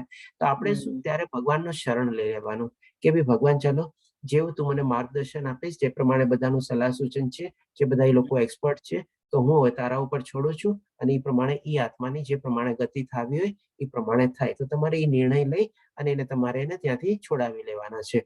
અને પછી જો સારું થવાનું હશે ને તો ગમે તેટલી ડોક્ટર મહેનત કરશે ને તો એ બચવાના છે, અને નહીં મહેનત કરે ને તો બી બચવાના છે. એટલે તમે ભગવાનની શરણાગતિ લઈ લીધી, તમે એના ઉપર છોડી દીધું, અને જો એ પ્રમાણે તમે એને મુક્તિ અપાવી દીધી ને તો એ તમને થેન્ક્સ કહેશે એ આત્મા કે ચાલો એને મને મુક્તિ અપાવી આ રીતે. તો આ રીતે આપણે સમજીને આપણે આગળ વધવાનું છે આપણી લાઈફમાં. અને પછી છે ને ડિસિઝન મેકિંગ બહુ સિમ્પલ થઈ જાય છે. પછી આપણા માટે એવો ટાઈમ બી નથી લાગતો, તરત આપણે ડિસિઝન લઈ લઈએ આપણને કે ના ચાલો આ રીતે ડોક્ટરે કીધું, હવે આપણો ધર્મ આ છે, આપણે આ રીતે કરો. બરાબર છે. હા પ્રભુ, સરસ. ધન્યવાદ. થોડું જે કન્ફ્યુઝન હતું અને તમે જે કીધું એ બરાબર જ છે કે મોહ માયા પણ હોય છે અને બીજી બાજુ એટલે બંને બાજુ આપણું વધતું ઓછું હોય છે, પણ એ સમય બહુ જ ડિફિકલ્ટ હોય છે ડિસિઝન લેવા માટે. અને આ જે ભગવદ્ ગીતા અને તમે જે રીતે સમજાવો છો પ્રભુ, હું આ બીજી વાર તમારું એટેન્ડ કરું છું ક્લાસ લેવલ 1, અને લેવલ 2 પણ હું ચાલુ કર્યું છે આપણે ડોક્ટર જિગ્નેશ કોશિયાજી છે એમનામાં. અને મારી બેબી છે એ પણ રાત્રે 9 વાગે ક્લાસ કરે છે કિડ્સ ના. ઓકે, બહુ સરસ માતાજી. અને એટલું સારું લાગે છે. આજે 2-3 મહિનાથી અમે જોઈન થઈએ છીએ, પણ ના ખરેખર સવાર સાંજ બંને ટાઈમ આ વસ્તુનો 1-1 કલાક આપણને લાભ મળે. અને ખૂબ ખૂબ આભાર પ્રભુ કે બહુ સારી રીતે તમે સમજાવો છો. ભગવાનની કૃપા છે બસ. બહુ સરસ. ઉન્નતિ માતાજી, આપનો બી હેન્ડ રેઝ છે, પૂછી શકો છો. હરે કૃષ્ણ માતાજી. હરે કૃષ્ણ. હરે ઉન્નતિ માતાજી, પૂછી શકો છો આપનો પ્રશ્ન.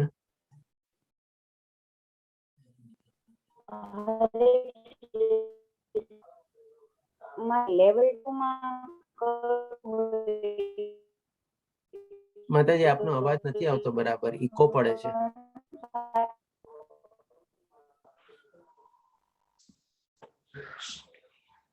હેલો, મારે લેવલ 1 સાથે લેવલ 2 હોય તો થઈ શકે? માતાજી, પહેલા આપણે જો લેવલ 1 કમ્પ્લીટ કરેલું હશે અને સર્ટિફિકેટ મેળવેલું હશે ક્વિઝ ને બધું સોલ્વ કરીને, તો આપ લેવલ 2 માટે એલિજિબલ છો. પણ લેવલ 1 અને લેવલ 2 જો પ્રથમ વાર આપણે કરતા હો તો બંને સાથે હું આપને એડવાઇસ કરીશ કે એક સ્ટેપ બાય સ્ટેપ ચાલશો તો વધારે સારું રહેશે. પહેલા લેવલ 1 કમ્પ્લીટ કરો, સર્ટિફિકેટ ને બધું મેળવો, અને એ પ્રમાણે પછી લેવલ 2 માં જોઈન થાવ નેક્સ્ટ સ્ટેપ તરીકે. બંને સાથે ન કરો.